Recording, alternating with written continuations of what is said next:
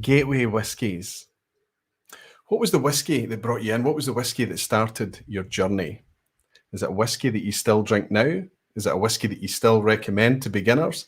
Is it something that's changed over time? But more importantly, has the whiskey scene itself changed in that time as well? See you in a second.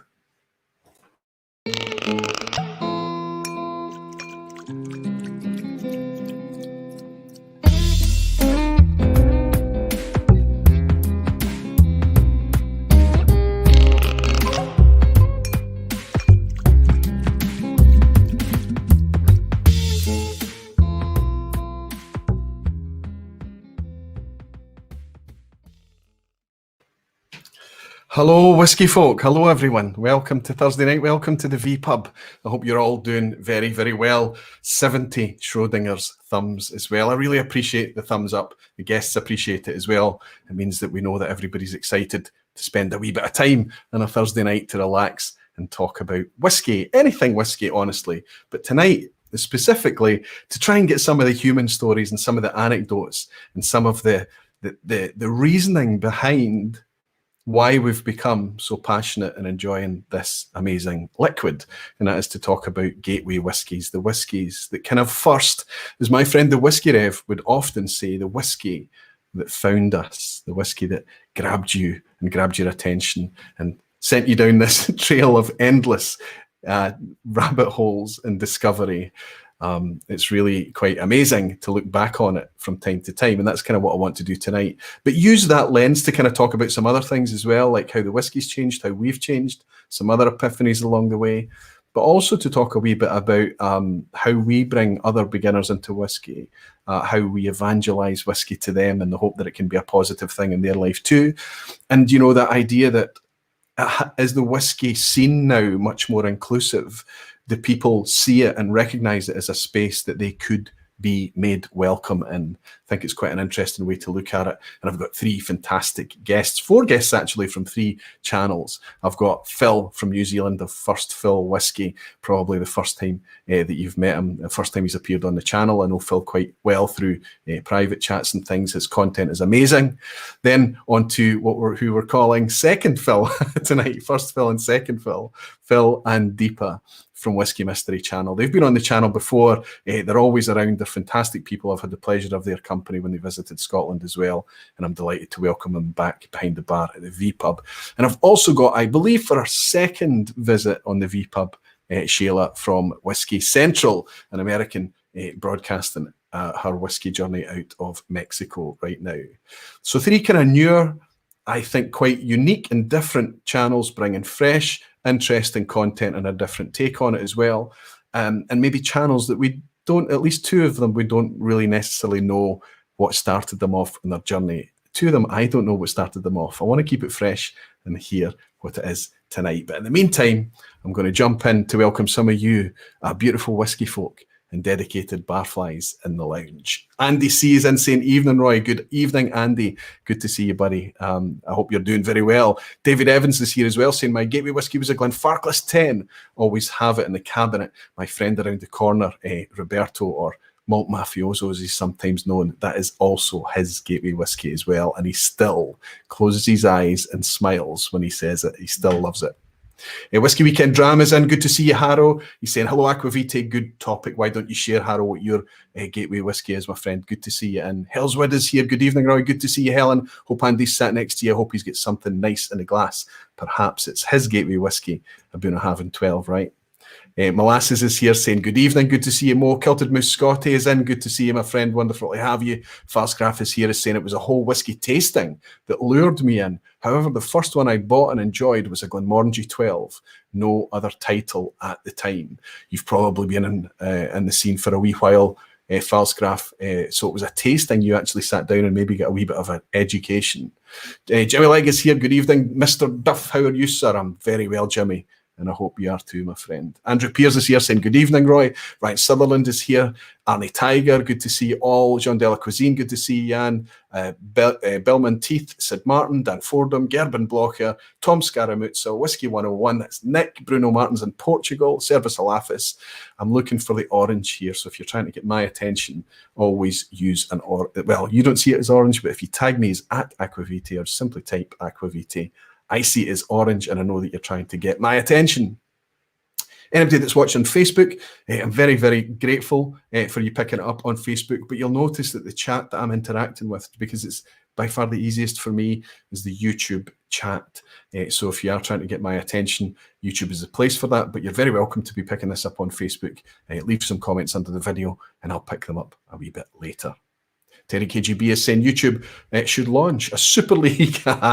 Very topical topic, Teddy. A super league of whiskey tubers with only accounts more than 10k subscribers. Other would be sacked like Mourinho. There's been a lot of those analogies and things talked about over the last few days. It's nice to see that it's been put back in its box. Peter Wilcox is saying, hello, Roy, and all the barflies. Hope you're well. Cheers to you all. Good to see you in, Peter. Somebody's bought me a dram. I don't want to miss that. It is Highland Hamish. Highland Hamish has bought me a dram and just said Aquavite Slantia. Highland Hamish, that can't be white. I think it's just Highland Hamish and maybe the first time I've shouted out your name. But thank you very much for your virtual dram, my friend. Cheers to you. Nice to welcome you in. Cheers. I was actually on a tasting this evening, a Berry Brothers tasting that I had to pull out of a wee bit early. I felt bad, but obviously it was going to run into this. Jerry Miller's bought me a dram as well. Sorry, I missed class last week. There's never apologise, Jerry. You know better. You know better. I promise to be more attentive and do better in the quizzes unless it's a Menno quiz. Listen, my best score on a Menno quiz is still sitting at 7 out of 10, which I'm actually quite proud about because they are brutal, but they're fun brutal. The quiz tonight, there is a quiz at the end, of course, if you want to stay and hang about for that. It's been given to Doc for a vetting. Macallan Fine and Rare has given it a score of achievable. He scored a 9 out of 10 and only failed on his one guess out of the 10 questions. And he thinks that there might be some 10 out of 10s to celebrate tonight. I beg to differ. I set the quiz and I think it's a wee bit trickier than that. And it's just that Doc is a particularly knowledgeable guy. Daniel Vermas is saying, hey, buddy, good to see you again. Daniel, so wonderful to have you in. Frank Peathead is here. Bogdan Rilski is here as well. I was bit by the Lefroy 10 bug. Bogdan, I put a poll out on YouTube. And it's stunning, the results from it. Not only is it stunning that most people are still connected and enjoying their Gateway Dram. 66% of the people that voted are still enjoying their Gateway Dram today. 25% still would recommend it to a friend as a beginner dram, but probably don't connect with it anymore. So it's still something that they appreciate, but it's maybe something that they've moved on. But look at that, 66% and about another 25%. The vast majority of people are still excited about the whiskey. Now, I think there's a lot of sentimentality there, like kind of nostalgia thing, but very few, way down in the single digits, are at a point where they wouldn't recommend it or they feel that it's moved on, they've moved on, or the whiskey's moved to a point that they can't connect with it anymore. So it was quite amazing. But then what was more amazing, Bogdan, is that if you look at the comments underneath, I go to the comments on that poll and read the comments. It's just people sharing what their gateway whiskies were and how it found them in a lot of cases. You'll be struck how many are Lagavulin 16, Talisker, big bold malts like that, Oban sometimes, and Lefroy 10. It seems to be these bold, big hook flavours that kind of get people past that whiskey taste, that generic thing that they've got in their mind when they come to whiskey. Something really bold that kind of make them sit up and pay attention. Fascinating stuff. Somebody's just joined. Aquavite Barflies, Jolly Rover. Welcome to Aquavite Barflies. Thank you very much for your support. That's just a way for you to support the channel. It's a small amount, $1.99 a month, and you get access to emojis and things. Tonight I've got guests on, but I do want to spend 10 minutes, if I can be indulged, to talk about the funding of the channel. I cleared this with patrons and I went through everything with patrons on Sunday night on a on a lock-in with those guys to talk about how the channel's doing, how it's been funded and things, and what the model is. The reason I want to share with everyone tonight is for transparency, to say how it's funded, but also to kind of clear up some confusion, the reasons why it's funded like that and why I've made those decisions. And also to get a message out to the industry. You know, the Scotch industry and the people that connect with me inside English whiskey, Scotch whiskey, Irish whiskey, they know. They know the drill.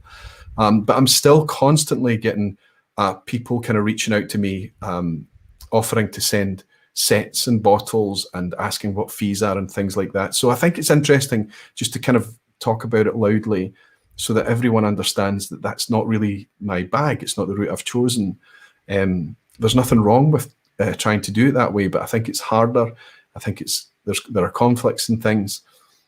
I'll explain to you how I fund the channel. I think it's something that a lot of people already know, but it might be worthwhile just going over again to clear up any kind of minor confusion and things.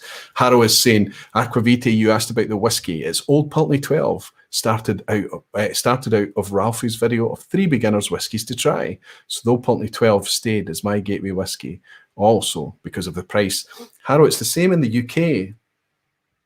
I haven't seen it as often as I used to, but Old Pulteney 12 used to be a staple £30 whiskey in the supermarket that would often drop to £25. It was 40% ABV presentation. It was fine. I mean, it was doing a wonderful, wonderful job of giving people a nice, good quality single malt for a decent price. I think Old Pulteney 12 is probably responsible for bringing a lot of people in Harrow as well.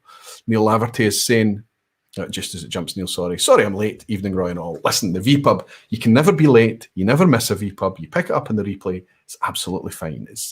There's no obligation here. Pick it up when the mood, moment, when everything aligns, you can come along. Dribs and Drams is saying, hi, Aquavite and everyone else. And just as the chat jumps every time. And Jerry Miller is saying, my first bottle was a Glenlivet 12, but the bottle that showed me how different things could be was a Highland Park 12, another very popular one because it was so widely available as well. Opened the world for me, and I bet you're still grateful to that Highland Park 12 today. Okay, my channel, it's been going now for, I don't know, just over 4 years. And after about a year or so, I was able to do amazing things like monetize the channel, start Patreon, and all these ways of kind of financing upgrades, financing the whiskey purchases, making it kind of contribute towards itself for a while.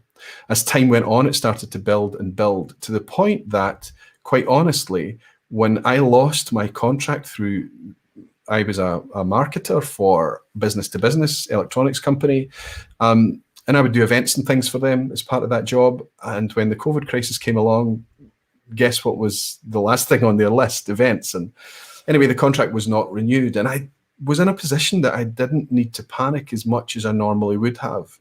I had this thing that was waiting just to be kind of nurtured and pushed. It was like this opportunity, and it was up to me. Take it, Roy, or leave it. It's up to you. So I took that opportunity. As COVID kicked in, the vPub changed from being twice a month to twice a week back then. It's obviously just weekly now. And that started to change everything. I kind of put my efforts into making sure that I could try to bring good quality content every week and really try and push the channel forward and do incidental content such as recycled reviews and things when I had the time and the inclination and the material for it, honestly. It's been amazing. And the biggest thing that's been amazing is that as time goes on, I could continue to use this funding model to earn a living, honestly speaking. I'll tell you what the ways that the channel earns money right now. It's 3 ways, and that's through Patreon, it's through YouTube, Google, and it's through merch. The biggest revenue stream for me is Patreon. My Patreon supporters, they are amazing. I spend a lot of time inside Patreon. I do things that's exclusive for them, and I look after them as much as I possibly can. That's my priority because they have stepped up the most. And Patreon, there are 3 tiers. You can join as a ambassador or a disciple or as an evangelist. And those are priced tiers. It starts at $2.50 and you pay per creation. So per vPub, per video that I put out. I've chosen that method so that I can take breaks in the summer. And I know that sometimes you could say, Roy, what if you put out 5 or 6 or more videos in a month? That's going to cost a lot. No, cap it to exactly what you want. 1 video per month, fine. 2 videos, 3 videos, don't cap it. Whatever way you want to run it, you know exactly what you'll spend every month. You pay that contribution of the tier that you've selected, plus the local taxes in your area. VAT in the UK is 20%, which is frustrating, but it is what it is. And that's how I earn money from Patreon. When I take time off for a summer break, for a family holiday, for winter, at Christmas, doesn't matter. I'm not putting out content and patrons are not charged. That's why I choose that method. That means that my independence is preserved. I don't need to ask producers for free this or samples of that. Through the community, everything is provided. That's why I chose that model. In time, YouTube offered me the opportunity for the second revenue stream to earn money through them. I monetize the channel and they place ads alongside the videos and they give me a cut of the ads that they earn money on. That's how YouTube works. What happened though is that YouTube offered another thing called channel memberships. If you look under this video, you should see a little button that says join. You click that button, you can pay $1.99 a month. And you can join the Aquavitae Barflies. That gives you access to all these loyalty badges and emojis that you see people using in the chat here. Talking in the chat, I need to make sure I'm keeping up with that. So that meant that there was a revenue stream coming in from YouTube. What it also meant is that early last year, around about the start of lockdown, maybe earlier, I switched off ads on the vPub. There are no ads on the vPub because I wanted an experiment to see if by growing the Barfly group could replace that revenue stream and I wouldn't need my community to sit through ads. And that's perfect if you're listening to it podcast style or the vPub where you're cutting it up into chunks because it's quite a long session. If you're doing it in the replay, you don't want to sit through ads. So thanks to all the Barflies like Brad Smith, who's just signed up. Thank you very much, Brad, for your support. Thanks to Brad and everybody else. I noticed that Bruno Martins also joined as well before we went live today. Thanks to all of those guys, you'll never sit through an ad on one of the vPub live streams. So Google also gives me that revenue stream. The other things that comes from YouTube are the super chats. So if you buy me a virtual dram, that money is paid to me through YouTube as well. Now, while YouTube give me a cut of any ads that they show, it's a give and take thing. So any money that I earn from the platform, they take a cut. And it's quite heavy. It's about 30% of what is earned, they take a cut of. A lot of people think that that's unfair, and it does feel heavy. It's certainly heavier than Patreon, because Patreon take a bit less than 10% in terms of fees, exchange rates, whatever else. The cut is much less through Patreon. However, you need to understand how powerful a platform YouTube is, and it's free. There's no charges for the terabytes and terabytes and terabytes of storage that we all use up. There's no charges for all the analytics, all the promotional tools, that massive search engine that is a Google search engine in the background promoting our content, helping people find our content. It's really, really, it seems like it's a lot. And then you realize that we don't pay a fee for this service. It's free. It's optional for everyone. It's free. So we have to declare, we have to let people know what's happening there, but also let them understand just how amazing a platform it is. I built my community. All of you, all the connections and the friendships and everything I've made has been through YouTube, and I'll be forever grateful for that. The third way the channel is funded is through merchandise, and I need to stamp out all these wee fires because I pick up comments from time to time from people calling us, opportunists, and actually worse words. I'm not going to swear tonight. People that use this platform to sell merchandise. It's not how it happens. It can happen. You can't sell something before something exists, right? So the merch is because people were asking for it. Roy, can I have do you do a Do you have a glass? Do you have a coin? Do you have a t-shirt? Whatever it was. And I reacted to that at the beginning, and I felt odd selling merch at the beginning. And then I realized it's the same as me supporting a channel through Patreon. It's the same as me buying a channel, a dram, or a super chat. It's the same as me buying a t-shirt from somebody that I enjoy. I want to connect. I want to be part of it. And that's what all of these things do. Merch is the most difficult thing to do because for me, I buy the merch myself. I make sure that it's good. I make sure it's something I would want to have and use.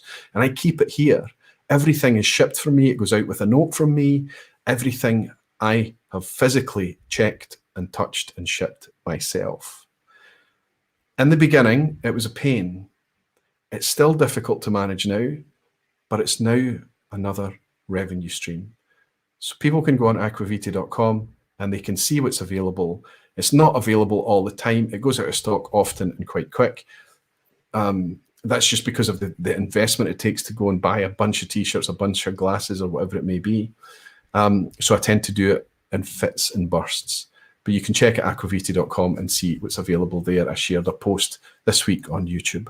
I hope that wee few minutes helps you understand that that's the way, that's the model that I've chosen in order to keep the content going, in order for me to be able to kind of do these upgrades in tech and things, and in order, more than anything, to preserve my own free will, my independence. I can decide what content I want to do and the topics that I want to share. And you can judge me on that, but it's fully at my invitation, at my idea.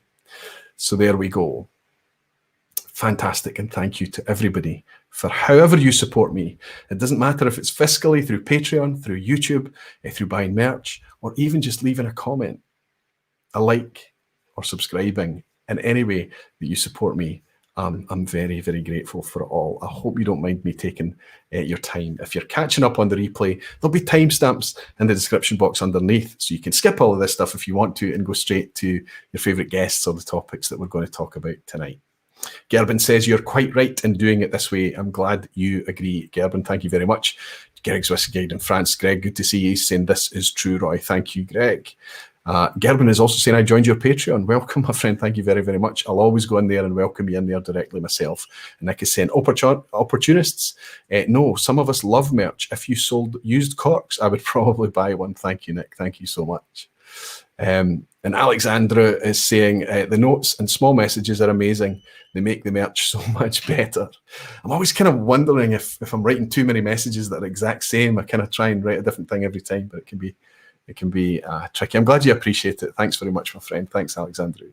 Jean de la Cuisine is saying, I wear my polo all the time. It's very comfortable and stylish. I have to say, I wear the stuff that I sell all the time. The only time I feel awkward about it is when I'm out and about in the world and people are looking at it and saying, what's the Aquavitae? And then you have to admit that, oh yeah, I've got this channel. And they think, oh, so you're wearing your own merch. But I genuinely wear it. It's pretty good stuff, especially I like these t-shirts. Greg's Whisky Guide is saying, interesting and honest Aquavitae, kudos. As usually you don't spend all the time like some to talk about that prior to anything. Sometimes it can be annoying and pretentious from some. Listen, I don't ever ask anyone to join as a patron. I never put that burden on anyone's shoulders. I'll never ask anyone to do anything on YouTube. I'll never ask anyone to buy merch. It's all optional. You can still come along, be made welcome, and enjoy the content for absolutely free. Just leave a wee thumbs up and a like, and leave a wee comment, and I'll interact with you there as well. It's a good way of doing it. I need a wee drink of water.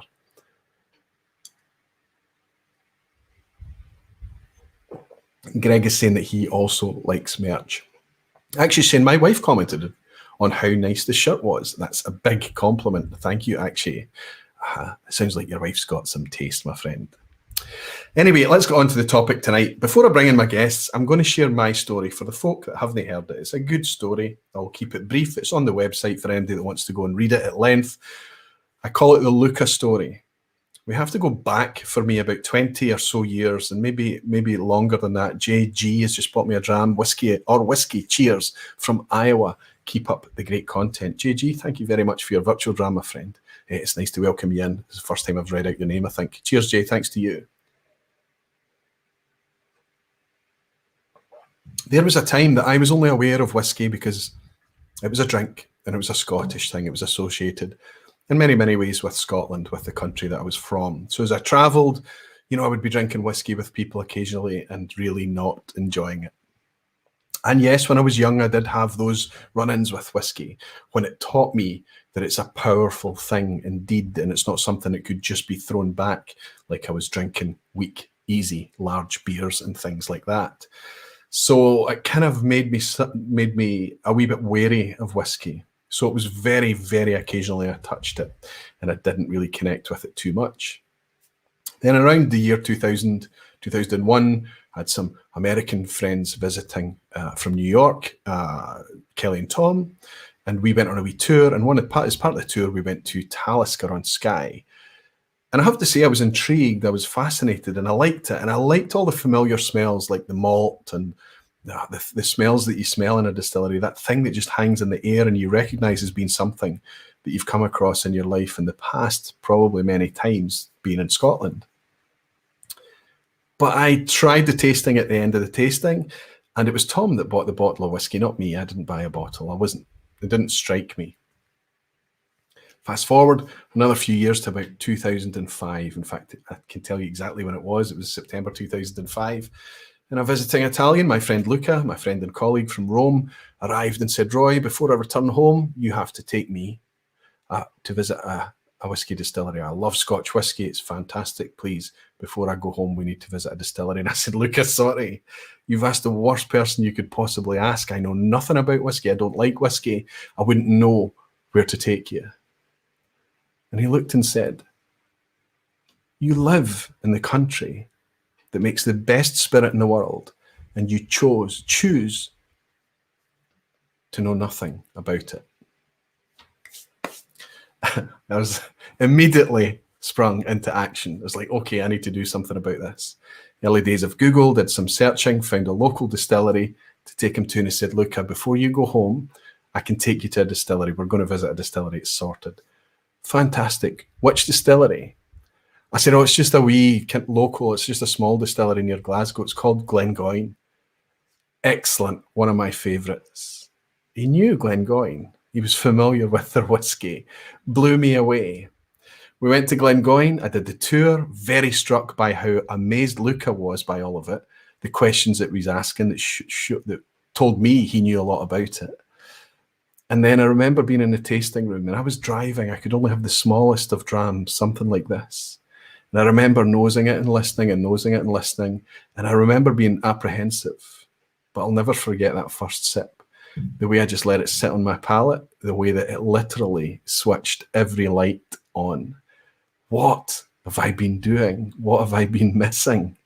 This is not drinking. This is tasting. And I left that tasting room straight through the Glengoyne shop, water jug bought by Simon, my friend Simon. I don't know if he ever watches.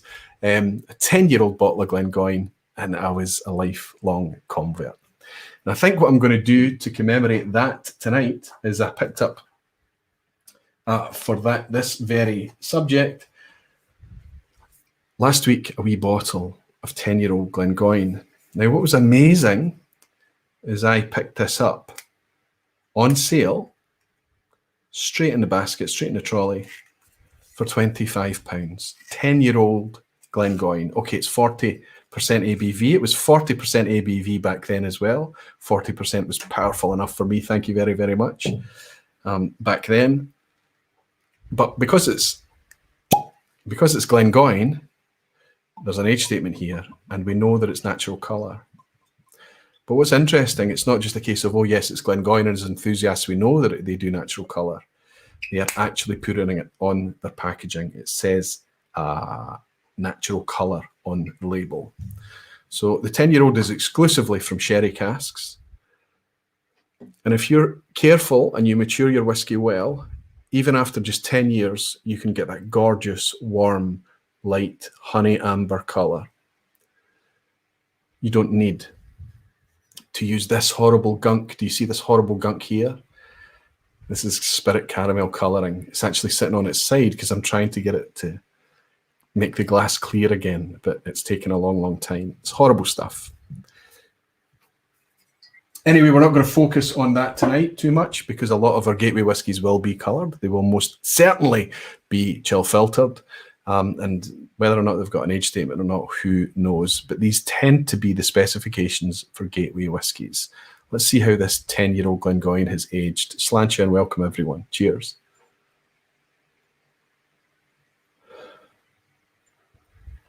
Glengoyne has a remarkably elegant side to it. And when it's from a sherry cask, you sometimes get a slightly earthy, slightly leathery note.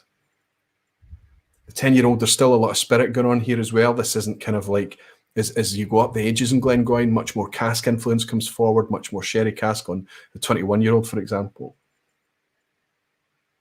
This is really inviting. It's still very fresh. Some stone fruit, like a peachy quality. Maybe mandarin, like a tinned mandarin. Fruity. Sweet fruit. Cheers.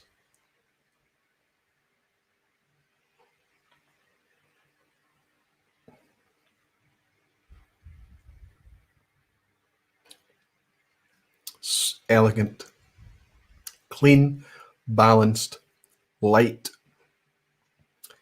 very delicately spiced, so easy to drink, not tannic or drying on the finish, literally not a defect to pick up on. It's not to say it's boring in any way. It's just a very good, very light whiskey. I am looking for something bigger and bolder. This is soft. This has left me like a whiskey that's already had a wee splash of water in it already. So it's that 40% ABV. I've kind of moved on from that. I'm chasing the higher ABVs now. But this is still a whiskey that I would love to keep in the cabinet. This is still a whiskey that I could pour for anyone, wherever they are in their journey, honestly speaking. And if anybody turned their nose up because I'd poured them a Glengoyne 10-year-old, I know I'm keeping the wrong company, right? It's Moorish too.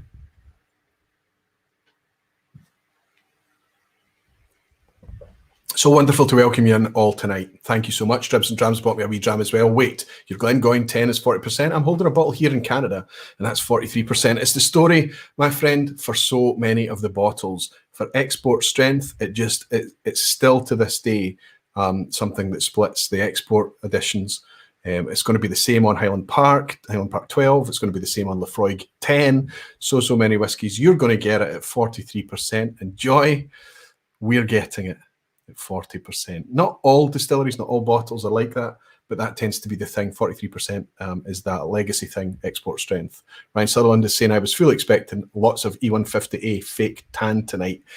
There may be time for that a wee bit, but we're going to take our snobby hats off tonight. We know that the channel's all about pushing, especially when we talk about malt whiskey, when we talk about malts, pushing for as natural a presentation as possible. That stuff is horrible. That spirit caramel is horrible. Don't add anything that doesn't need to be added. Teach people that pale whiskies are okay, paler whiskies are okay. Teach people that it's much more about how the spirit is produced and how it's matured, how it's handled. Teach people that it's okay for it to cloud if it's cold, poured over ice, or had some cool water added. Teach people that that's a sign of integrity and quality. Doesn't happen overnight. We're dealing with a legacy here because it's the legacy that blends created, 40% ABV, the blend market. When single malts came on the scene in the early 60s with Glenfiddich and brands like that, they just stepped into following the exact same formula to try and keep as consistent a product as possible by going into really deep stocks, but putting it out there at 40% ABV. When chill filtration became a thing as well, the malts were chill filtered just as the blends were. It's a legacy thing that we're dealing with. As we become more into our malts, if we become more interested and more knowledgeable, we start to chase and demand much more natural presentation, and the producers, most of the time, are bringing more of that. It's only occasionally we see a step back, like recently with Glendronach. Please don't throw the baby out with the bathwater at Glendronach. I'm speaking about the community as well as themselves. We know they're taking that non-chill filter statement off the labeling, the packaging. They were unique in the 43% 12-year-old was chill filtered. It was amazing. it seems like they're taking a step backwards. They're going against the zeitgeist. I would warn them to be very, very careful what they're doing there. Glendronach is a brand that's been built on the back of the enthusiast. Believe me, make no mistake. They're going backwards. However, they're doing nothing more different than what Highland Park are doing, Glengoyne, Tomatin, loads and loads and loads of other brands out there that have entry-level product at 40 and 43%, that are handled, treated and presented differently from the whiskies as you go up to the 15, 18, 21-year-old, etc. So it remains to be seen what Glendronach are going to do. But if they start to abuse the whiskey, if they start to turn it into a thing where there's purely trading on the brand, they let the quality and presentation slip, we don't need to panic. There's millions of alternatives, millions of whiskey, even in the style and the spirit of Glendronach. Maybe not as good value as Glendronach, especially when it comes to the 15-year-old, I have to admit. Whiskey Thrall Daniels bought me a dram, said, Aquaviti, my first masterclass at a festival was with Duncan Taylor's Peter Curry. And my favourite out of the tasting was the lightest whiskey. I still have a bottle. What is it, Daniel? What was it? Maybe that's the Canadian in you. Maybe that's the kind of flavour and style and profile that hooked you, buddy. It's great to have you in, Daniel, and thank you very much for your virtual drama, friend. I'm missing you, big guy. I hope you're doing well. Cheers. Got a bunch of blind samples in that sample cupboard still. You need to tell me if you remember what they are. Alexandra is saying, once you get the enthusiast market, you need to get into the broader market, which requires some sacrifices that us anoraks don't quite like. I don't think it needs to be like that, Alexandra. It doesn't need to be like that all the time. I think there's a way to do things the right way. I think that what happens is that when people who are looking after the accounts, they're looking after the market, or they've done market surveys, they think they know about whiskey based on that, and they make calls based on scales, economies of scales, and potential market and direction and strategy, and they're not whiskey folk. The amount of guests that I had on over the last year on the show, everyone, I asked them outright, all the blenders, all the whiskey makers, all the distillers, asked them, is natural presentation important to you? And I also asked them, do you think it makes a difference? The answers are unanimous. Yes, it makes a big difference. Now, higher ABV is one of the biggest barriers of entry. That's why we still see 40% and 43% whiskies, and we will see for a long time. I just don't want my malts presented like that if I could choose. Jolly Rover has bought me, funny this YouTube, coming here I feel like sitting down with a bunch of very familiar people. I've heard about you, read from you, seen several of you live, and no one has a clue I'm even here. Jolly Rover, I don't know who that is. Could it be Mark from Edinburgh? Could that be Jolly Toper with that name? No, it can't be. I don't know who you are, but you're buying me a dram in euros, so it can't be. I'll raise a glass and thank you for your dram and your celebrate your anonymity. Maybe share a wee bit about who you are and connect with some of your fellow barflies that are very welcoming and generous, happy crowd. Cheers to you and thank you for the dram. Jolly Rover. Time for a dram, Gregor. Is Jolly Rover. Now we do. Also, it's year round. Make mine a double. And Whiskey Drinker. UK 45 has bought me a dram to say the first whiskey was a Glenfiddich 12. Perfect. And still love it. My dad introduced me at my 16th birthday and he's made me promise I raise a glass at his funeral. Wonderful. That people connection thing happening there, and the fact that it can happen with somebody that you're close to in your family as well is even better. Quite amazing. I always have Glenfiddich 12 here all the time. It's replaced when it runs out. 40%. Jolly Rover's bought me another dram. Being a silent participant since Christmas, had to change that. Taking a first step today. My name is Kevin, but I'm in Germany. In my glass right now, Electric 18 Slancheroy. Thanks. Kevin, Jolly Rover, welcome, my friend. Thank you very, very much. Make sure you connect with lots of your fellow countrymen and fellow barflies. Cheers, Kevin. Thanks. Okay, how late am I? I was planning to get my first guest in at 20 past. I'm only about 6 minutes late. We'll do worse than that as we go on. In order to bring in my first guest tonight, I've mentioned this guy's content before. It's compelling. the first thing that strikes you is that his accent tells you he's not European. He's from somewhere else. He's actually from New Zealand.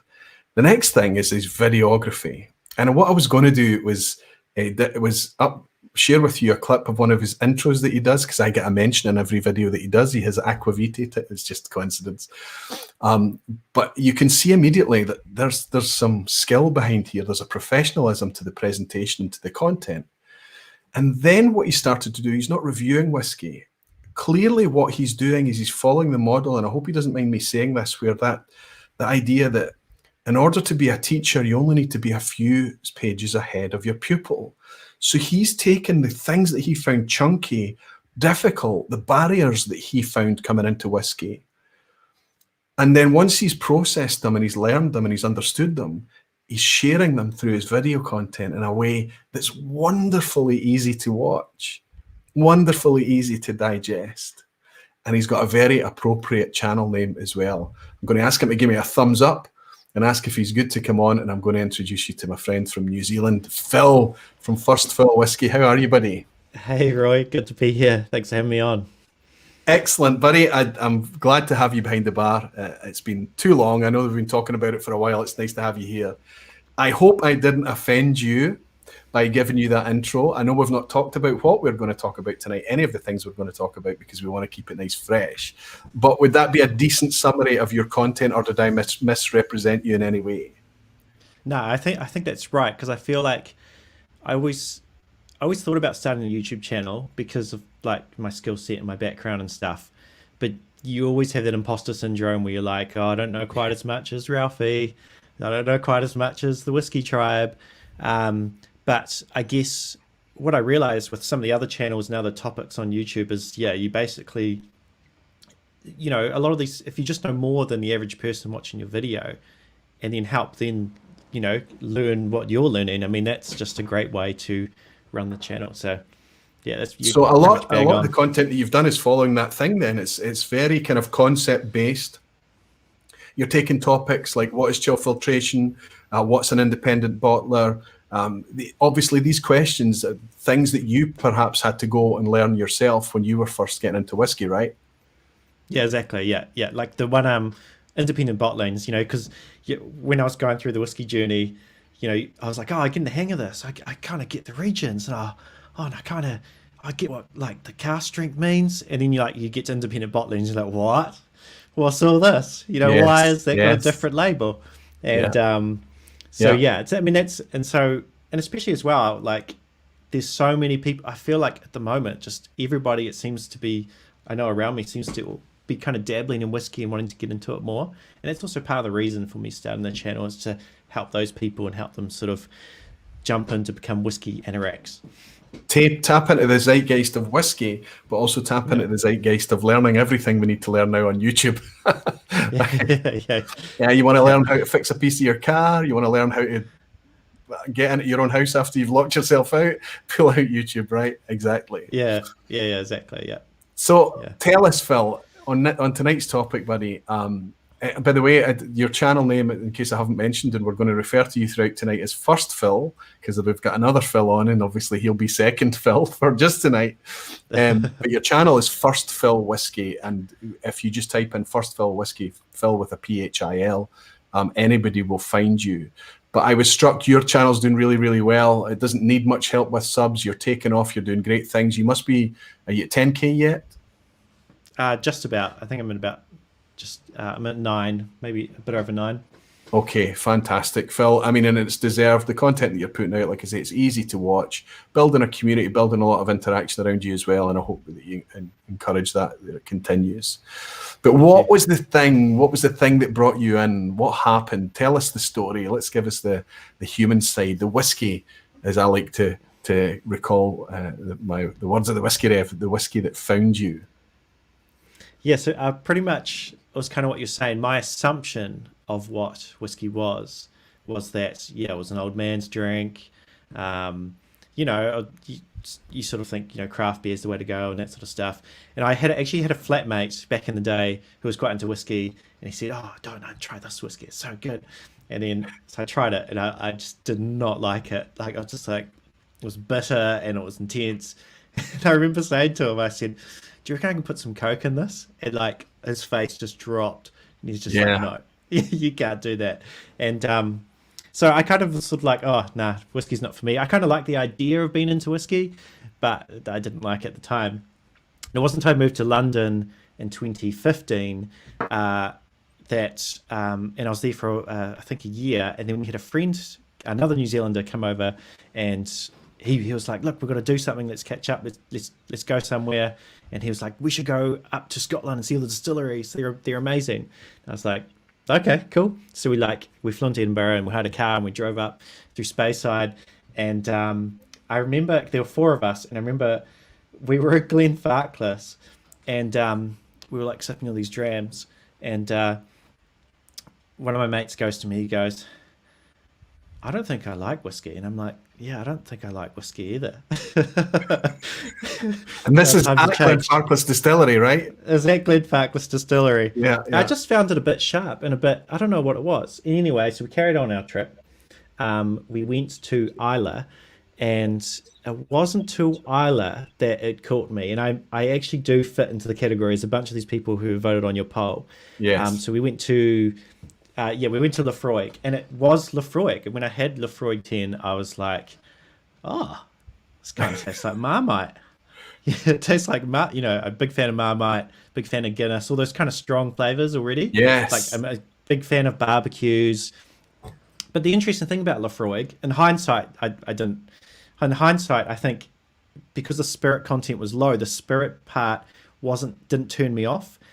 But Yes. the strong flavors, because when I remember researching, thinking, "Oh, what whiskey should I try out with?" And everything online at the time that I was coming across on Google was like, "Don't start with smoky whiskey." But I Yes. actually think maybe it's just how I grew up in my palate, that I grew up maybe with quite a global, maybe it's just a millennial thing, I'm not sure, but I grew up eating, all sorts of Indian foods, Thai foods, barbecues, all that sort of stuff. So maybe the part of Lafroig, the smoky part, wasn't a part that my palate wasn't used to. The part my palate wasn't used to was spirit content. And so I Yeah. found that just easy to drink. And after that, started getting me into it. And then, so that was Lafroig 10. And then it wasn't until later Well, on. I'm going to just before Yeah. you go on there, I'm going to predict Do then it. that if you're enjoying your spicy food and your barbecue and your bold flavors generally in life, you're probably drinking your coffee strong as well, right? Yeah. Yeah. And it's just Got to my point coffee out this to morning everybody. here. Yeah, Phil is, what Morning, time is it everyone. where you are, Phil? What time is it? It's 9:30 in the morning. So Phil in New Zealand, he's not dramming with us today. He's having a cup of coffee, which is absolutely fine. Still welcome. Thanks for getting Cheers, up so early everybody. on a Friday morning. It will be for you too.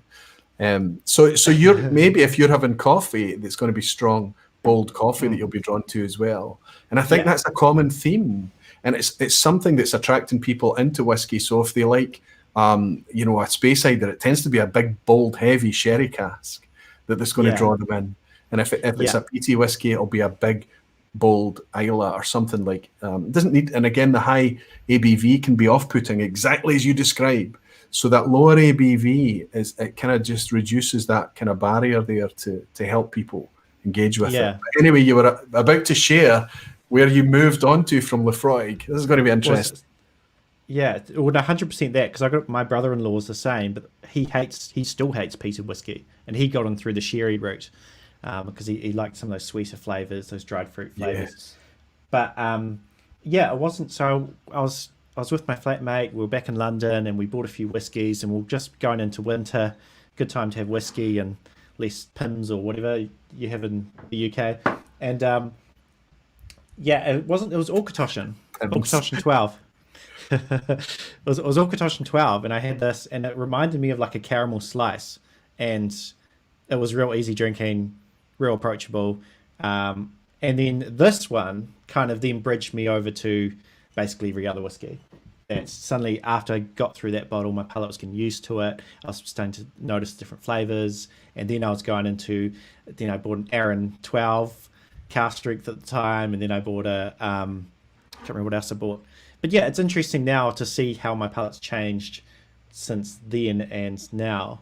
Are you quite happy? Because that's two big step changes there. You've gone from Lafroig 10, 40% or 43 maybe, to Auchentoshan 12, 40%. which is that's in itself is quite a contrast.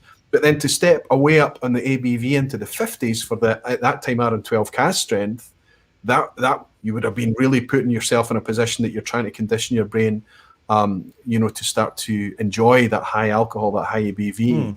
That was quite a step. Where are you now? Are you now in a position that you're drawn to higher ABV? Do you find, like me, that it's fine to drink a softer whiskey, you enjoy it, but the whiskies that really connect tends to be kind of a high 40s or slightly higher ABVs? Where are you now, Phil?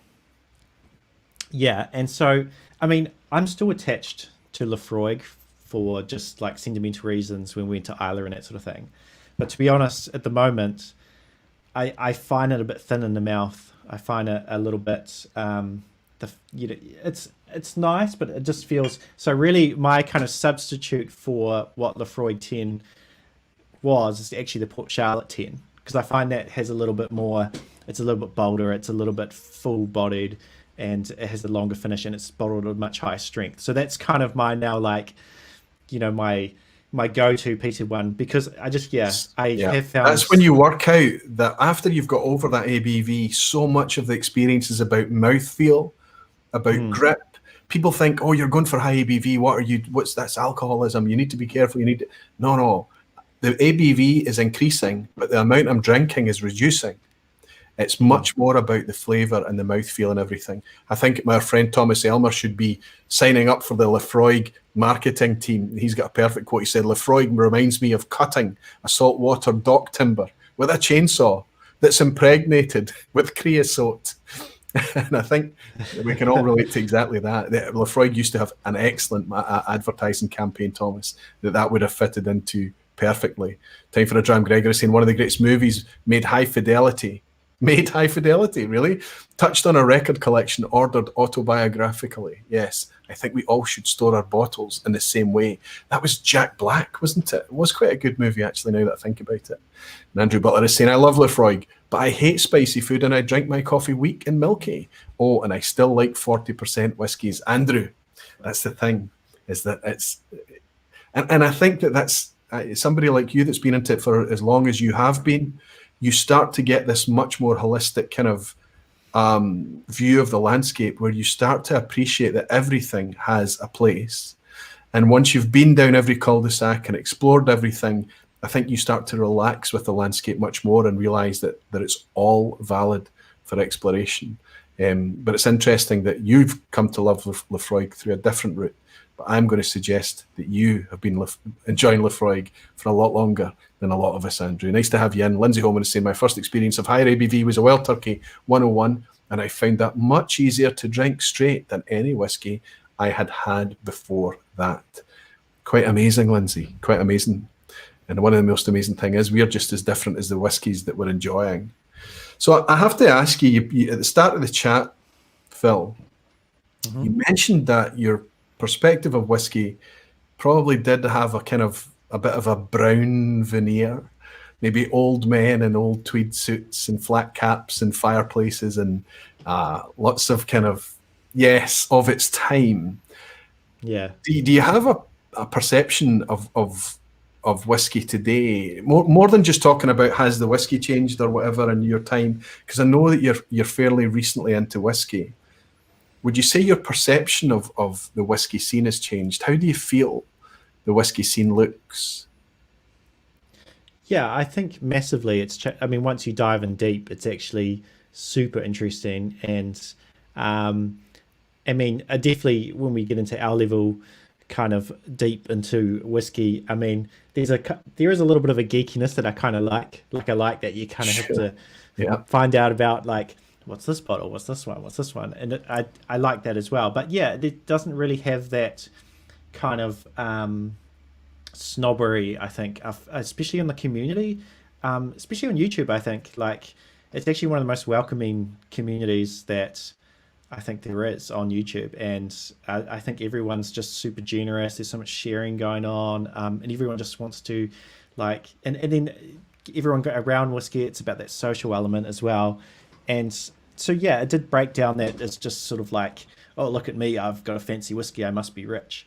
it's not that. It's just there's so much Yeah. more, and it's so much fun, and there's so many little avenues you can go down, and yeah. Yeah, and I think we always talk about how hard we need to work. It's not something that's just kind of automatic because it's whiskey. I think everyone in the community appreciates that we have a positive place to share our whiskey, and we all kind of go to lengths to try and preserve that for as long as we can, just to help it endure a little bit. But I'm glad that you've seen that as well. It strikes me you're much younger than I am. I'm going to guess you're around about 30. I think I've asked you before. Yeah. Perfect. Bang on. Yeah. So you came into whiskey in your 20s. And that's what strikes me. My cousin has started his own whiskey channel as well, Kevin Grant. He's been drinking whiskey with me here for a few years now. And he wasn't interested in drinking the whiskey because it was another hit of alcohol. He was interested in the flavors and the definition and the contrast and the next experience. It was a flavor thing. When I was in my 20s, that was not an avenue really open to me. Craft beer was very stale, I would say, back then. If you were drinking flavors in your alcohol, it was because maybe you drank wine, but more likely you were chasing mixers and cocktails. It wasn't really a thing. It was something that we drank. Do you think it's appealing to a younger demographic now? Yeah, definitely. I think it is. It's really interesting. The other day I was at work, and one of the creative directors, we were working on a tourism campaign, and one of the creative directors came in and said, "Do you have a YouTube channel, Phil?" Like, it was the first time someone's actually come in and sort of, because in New Zealand you can kind of hide away from the world. First time I sort of caught out, and I was like, yeah. And he's a young guy like me, and he was just wanting to learn more about whiskey, and it does seem like, and I'm wondering what is the cause of that. I think maybe just enough time's passed that stereotype is fading away, and the same with sherry and port, I think in the same category for that. Actually, it's a really interesting drink, and also it's got, especially with Scotland, there's a lot of history to it, and I'd say, especially with, say, my brother-in-law or with a lot of other people, is especially when the craft beer scene happened, a lot of the people now who are in the craft beer scene are wanting to explore a little bit more and are now moving into the whiskey scene. And maybe that's the route people are taking now, a lot of people, rather than just assuming whiskey's a old rich drink or something, Yeah, absolutely. I think there's a lot of synergy there with beer, because the craft beer thing is very flavour driven. And I think because so many of the craft beers are such high alcohol as well, it's not that kind of session drinking thing. Often they're sitting there for quite a long time to enjoy that craft beer, that really nice beer that are often very, very expensive too. And it makes sense for them to kind of, those drinks sit quite nicely together often, that they start to come in and explore flavour and whiskey too. Absolutely, I agree with you. Where are you now? I mean, are you at a position now that you're kind of, you're looking back at your gateway whiskies, your Lefroy 10. You mentioned that it's moved on a little bit for you now. You find it a little bit thin, but you've obviously still got some on hand. I noticed the Auchentoshan you're maybe just keeping as a souvenir because it's empty. Would you still, if Roy came along to you today and said, "Hey Phil, I'm looking for a whiskey to kind of hook me in. I heard that you tried Glenfarclas, I heard that you tried Auchentoshan, and I heard that you tried Lefroy," would you recommend those whiskies to me today still? To you or to someone? If I had never tried whiskey ever in my life. If you'd never tried whiskey. Yeah, just a newbie coming along. Yeah, I would. I would set up a flight and I'll try and work out where your palate is by giving you probably the light version of each. So that would be the Lefroy 10, the Auchentoshan, and then maybe something a bit more malty, maybe like a Glenlivet 12 or something like that. And then I would see which one was your favorite, and then we go from there, because by giving those three, because some people will have that sweeter palate, some will want to have that sort of smoky, marmite palate, and some will want the malty one. So I think those three are great gateway ones. Even though I drink a lot less of them now, I still think if you haven't had much whiskey in your life, I wouldn't throw a cask strength. I don't know. Deanston or Yeah. something at you to scare you away, or an Octomore or something. Yet, Yeah. I think that's a good strategy. I think that's to give people a kind of widespread, those 3 bookmarks as I call them. I usually go for a bourbon cask like a Glenmorangie 10, a sherry cask, something that's clearly contrasts with that, and then something smoky and like I think it's an absolutely brilliant way to do it. I think it's interesting what you talk about as well is that you when you're, whether it's your brother-in-law, whoever it is, when you're sitting there giving them those options, suddenly you've got this other route, whether it's through your work colleagues or friends or family, to bond over something, to connect with something that where you can focus on something that can maybe unite you where other things might divide so often at workplace and families and things. Jed Smith has given a perfect example. He's saying, I'm glad I found whiskey in my 20s. My old man is glad too as my collection expands. So him and his dad are obviously been able to connect over his whiskey collection. Jed, I think that must be beautiful for you. Something to really enjoy. And Andrew Butler is saying, I've usually used Lefroy 10. Annock 12. Annock 12 is perfect because of its 40%. And Balvenie Doublewood, again, another easy one to come in. That's a perfect lineup there, Andrew. That's almost like something I might recommend. I would probably be tempted to replace the Lefroy 10 with a Lagavulin just because of what Lagavulin 16 did for me. More on that in a wee minute. Fantastic. But it's suddenly you're able to connect over something. Whiskey's more than a drink, a solo drink for you, fireplace drink, fishing drink. It's actually something that you can use to connect people, to make friendships that might otherwise not have existed. Yeah, it's actually really interesting. It's a bit like when I was in London and you meet a New Zealander and you have this connection and you're suddenly like, oh, where are you from? Like what part of New Zealand? And it's actually quite similar now with whiskey. When you find out someone else is into whiskey, it's like, blah, blah, blah, blah, blah, blah, blah. Which whiskey do you like? Then the problem is trying to keep the conversation neat and not letting it run off and be the only thing that you find to talk about, which is the problem I have. Yeah. Phil, it's so good to have you on. Are you able to hang around and stay till the end, my friend? Well, Joe, if everyone gives the video a like for Roy, because it's a fantastic stream as always. Well, if I think that you're willing to step forward and play a wee game of Visit a Speyside later as well, right? Yeah, if you guess.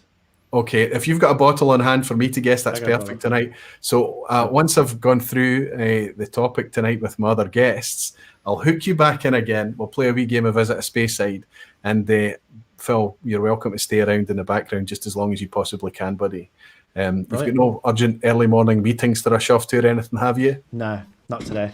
Good man. Thank you very much, Phil. What a pleasure to have you on, buddy. All the best with the channel. First Phil Whiskey, everybody. If you go along and give his channel a wee subscribe as well, and on any of his enjoyable videos, mention that you're a barfly, and he'll be very happy to see you and welcome you there.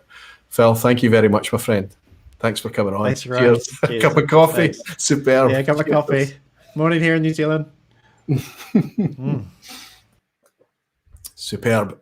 Phil Gow, First Phil Whiskey is the channel. Amazing content, very easy to watch, very easy to enjoy and digest as well, like I've said. Zach Andrews bought me a dram. Cheers, Roy. Thanks for shipping the merch so quickly.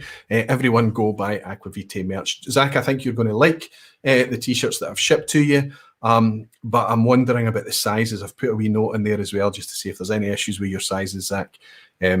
Let me know and I'll be happy to swap them out, my friend. Thanks always for your amazing support, Zach. Superb. Alexander is saying a lot of whiskey experiences is the folks you drink it with. Absolutely. Drams might be good or bad, but company is always the best thing about a dram night. I will never cease to be grateful and thankful for all the friendships, all the connections, all the people I've got to know through this amazing drink that we have and how excited people are about it. And I'm not just speaking about lots and lots of acquaintances, genuinely, and you know who you are, the people out there that I can call friends.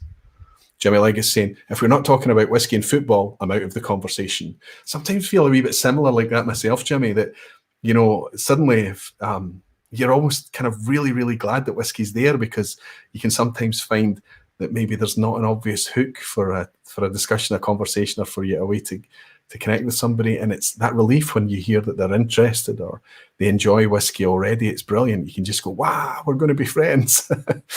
And Max is saying, Marcus Kreitner is saying, reminds me of building even a better connection to my granny through whiskey. What wonderful, Max. Nothing better than drinking Isla whiskey with my 90-plus-year-old granny. That does sound like an amazing life treat, Max. Superb. And Helen is saying, throughout our youngest at the deep end with Lechic 10, Leapfrog, Lafroig quarter cask, and 50% ABV blend, Cutty Sark Prohibition. It's 50%, yeah. Loved each one, his epiphany dram being the Lechic. Wow. So what you're actually doing is evangelizing and teaching your own kids about tasting, about flavour over drinking. Michael at Sunday Evening Scotch is saying, nice, I need to replace my set of Aquavitae Glencairns. They have both been broken over the years. Michael, you've missed the boat, buddy. I think I sold my last 2 Glencairns today. I'll get on it. There will be new Glencairns. It's like I say, I can only buy what I can kind of afford to invest in. They're on there for a wee while. They sell out and then I kind of top up after a wee while. Michael, don't worry. There will be Glencairns back soon. Sorry, buddy. I feel like taking some of my own and sending them to you now. And Jimmy Legg is saying it's a cup of coffee, it's a coffee cup, not necessarily coffee. I like the way you think, Jimmy Legg. Fantastic. Listen, I'm going to read out a couple of comments, and as I say, I was harvesting comments and things from the community as well, and I wanted to share some of them with you too in between the guests. And this one is actually from Jimmy Legg. This is from Blair. And he writes, I knew I liked whiskey the very first time I tasted it, but I knew I loved it while on a trip to the World Cup in the US in '94. I remember that World Cup, Jimmy. I was living in England. He says, we watched Argentina best Greece 4-0 in Foxborough, Massachusetts. Maradona scored the 3rd goal. And then we hightailed it a 4-hour drive to New York just in time to see the Yankees play the Twins the day Mark Messier brought out the Stanley Cup that the New York Rangers had just won. Next day we went to Cheers back in Boston, and I had the best tasting Black Label I'd ever had. I'd had plenty whiskey before, but that evening, but then everything was better with football, says Jimmy. So it's not just the drink, it's the memories and that kind of that big, bold experience that you have with the whiskey kind of can sometimes bring a kind of clarity or lucidity to the moment and make it so much more memorable. I agree with you fully, Jimmy, that football, whatever it may be for whoever, football, the people that you're with, I think it's wonderful at amplifying that experience. Michael is saying, hi, no worries. We'll keep an eye out for when they return. I may have a few other glasses to use. I have plenty, Glencairns. Let's quickly move on to my next epiphany whiskey, if you like. This is the thing that if you imagine that the Glengoyne 10-year-old has already got me interested in whiskey, buying whiskey, enjoying whiskey, I'm sharing whiskey, but I'm kind of doing it quite passively. I'm not really educating myself about it. I'm scattergunning. I don't really know the difference. I don't know all the distilleries, and I don't really know much about regions and things. I'm just kind of generally easing myself into it. Then on a fishing trip, my brother and I go out and we don't have any money. But we're pushing a buggy, a pram with my twin girls in it. They were still babies at the time. We're going back to 2009, I think this would be. It would be 2009. And in the bottom of the pram, there's some loose change, and we scoop out the loose change and we realise that we've got about, 16, 20 pounds, something of that order. And we go into the whiskey shop in Inverary, Lochfine Whiskies, and we're just looking around and we realise we've got next to no money, but perhaps we can buy a mini or something like that, a miniature. But there's a 20 cl bottle of Lagavulin 16, and I'd never tried it. At that time, I wasn't very keen on smoky peaty whiskies, but my brother quite liked that style and said, hey, we can afford this with the change we've found in the bottom of this pushchair, this pram.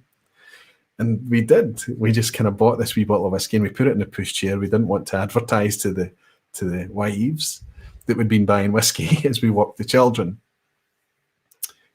We went out on a fishing trip later that trip. And after the fishing trip, we poured these drams from the Lagavulin back at the house. And it was the environment, it was the moment, it was being there with him. It was just the flavour coming from that whiskey, from that glass. If I close my eyes for a moment, without any whiskey in the glass or on my palate, I can still taste it to this day. It was so lucid. It was such literally an epiphany moment that I realized then and there, I've got to learn about this stuff. I've got to understand what makes this taste like this, what makes it behave like this, what makes it do this to me to make me think like this. So in 2009, with a 20 cl bottle of Lagavulin, which I still have, I should have brought it through to show you. It's still through in the next room. The empty bottle is there. It changed my life trajectory. It changed my attitude, how I smell things, how I taste things, how I interact with people, what I think about the national product that we have in this country. And I know that it exists just as proudly and powerfully in many other countries too. But it made me decide then and there that I had to kind of sit up and pay a hell of a lot more attention. And I'll be forever grateful to Glengoyne 10 for showing me what could be possible, and ever grateful to Lagavulin 16 for demanding that I explore what's possible. Cheers to everyone. Cheers.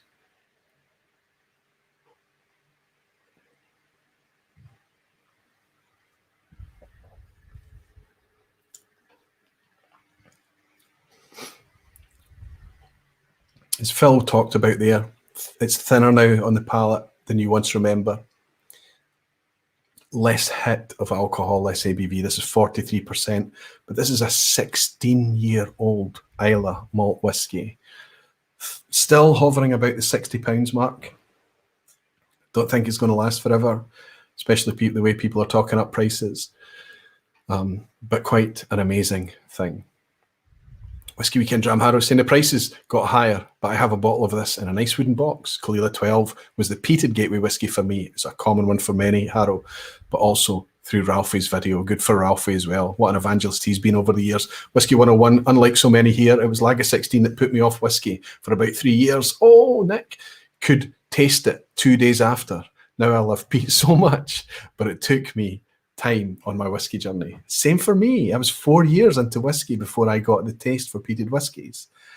Everything I love now, I talk about it on the blog. The blog that used to exist but doesn't anymore, but curry, olives, so many foods that need investment.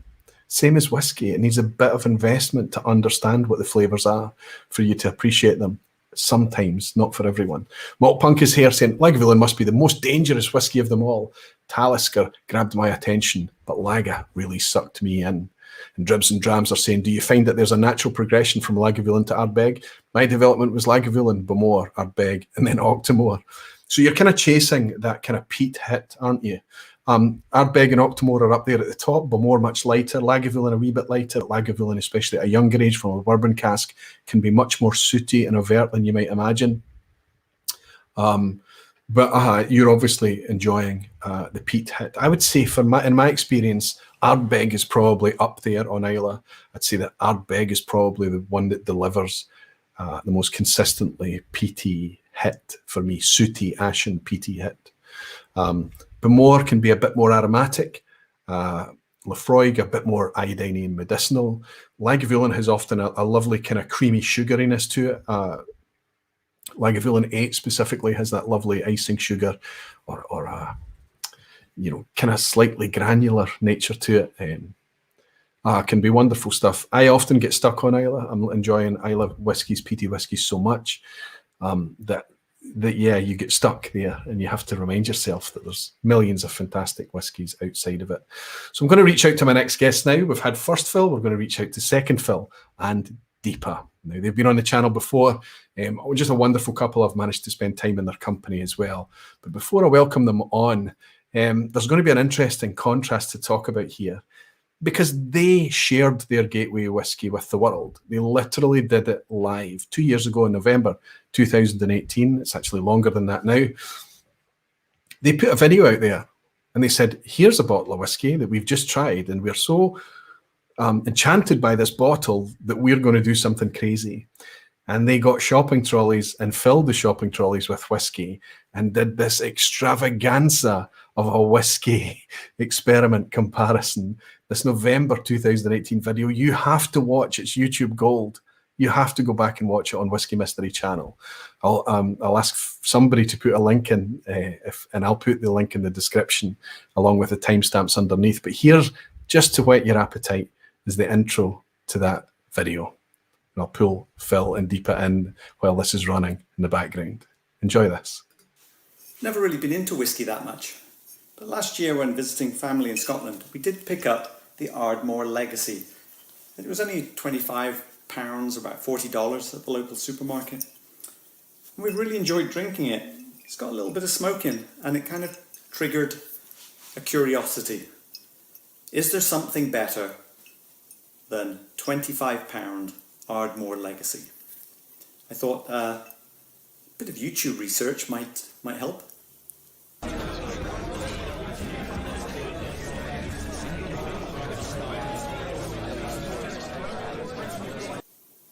Well, there's quite a lot of opinion on YouTube, as it turns out. I think we're going to have to go and do our own testing. So we are in search for something better than the Ardmore Legacy. Hey, Roy.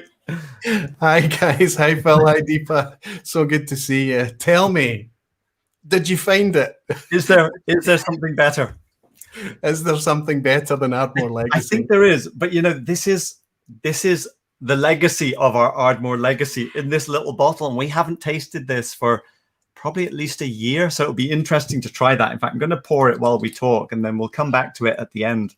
I feel like I should run and grab mine too and drink it with you. I think, honestly speaking, we're talking about a 40% whiskey. We're talking about it being heavily colored. It's of course chill filtered, but I think I am going to be shocked if you don't enjoy a sip of that whiskey. One thing we do, so our channel is all blind tasting. I think a lot of people have seen it, but one of the things we do is shake the whiskey to find out, if it's a 50% whiskey, you get a really big amount of bubbles. And if it's a 40% whiskey, you really don't get any. And I was very surprised when I shook this out of habit, how good those bubbles are, which suggests it's quite a viscous, good quality barrel. Well, certainly we know it's not always reliable to judge the kind of ABV of something by giving a good shake. That's a Charlie McLean tip, isn't it? Yeah, I mean, when it's high, it makes sense. But I was surprised how bubbly that was for a 40, because we haven't seen any like that. Yeah. Fantastic. Have you had a sip of it yet? No. We've got about 6 bottles. We'd like to talk through our whiskey ratchet. And then at the end, I think we'll taste it, because my memory, do you remember? A bit fishy smoke vanilla, and sort of vanilla caramel, which was quite a complex experience for us at the time. I mean, we bought this in, I think we bought this in Sainsbury's in Hamilton. And I'm talking about, I know the shop. It's just down the road, right? Because my brother had like a Bunnahabhain 12 at home, and we'd tasted it when we were visiting. And then we were out, thought we should buy a couple to take back to the US with us. And so it's from Hamilton, Sainsbury's, I think.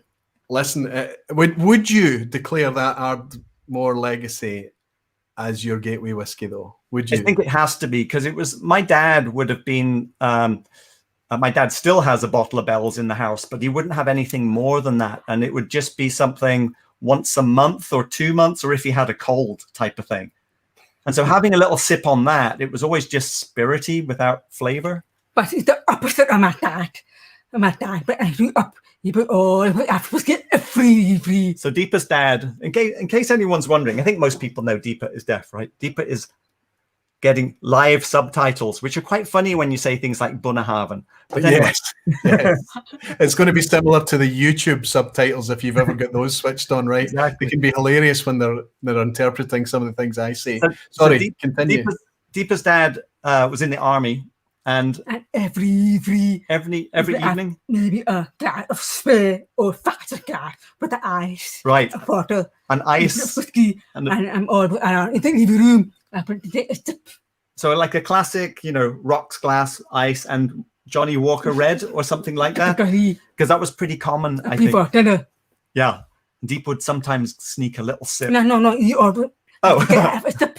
Yeah, so okay. Yeah. So from a young age, Deepa, you're starting from a young age. Yeah. Yeah, Well, and so you've kind of got, it's a cultural thing. Then we're talking about there, a cultural thing in India.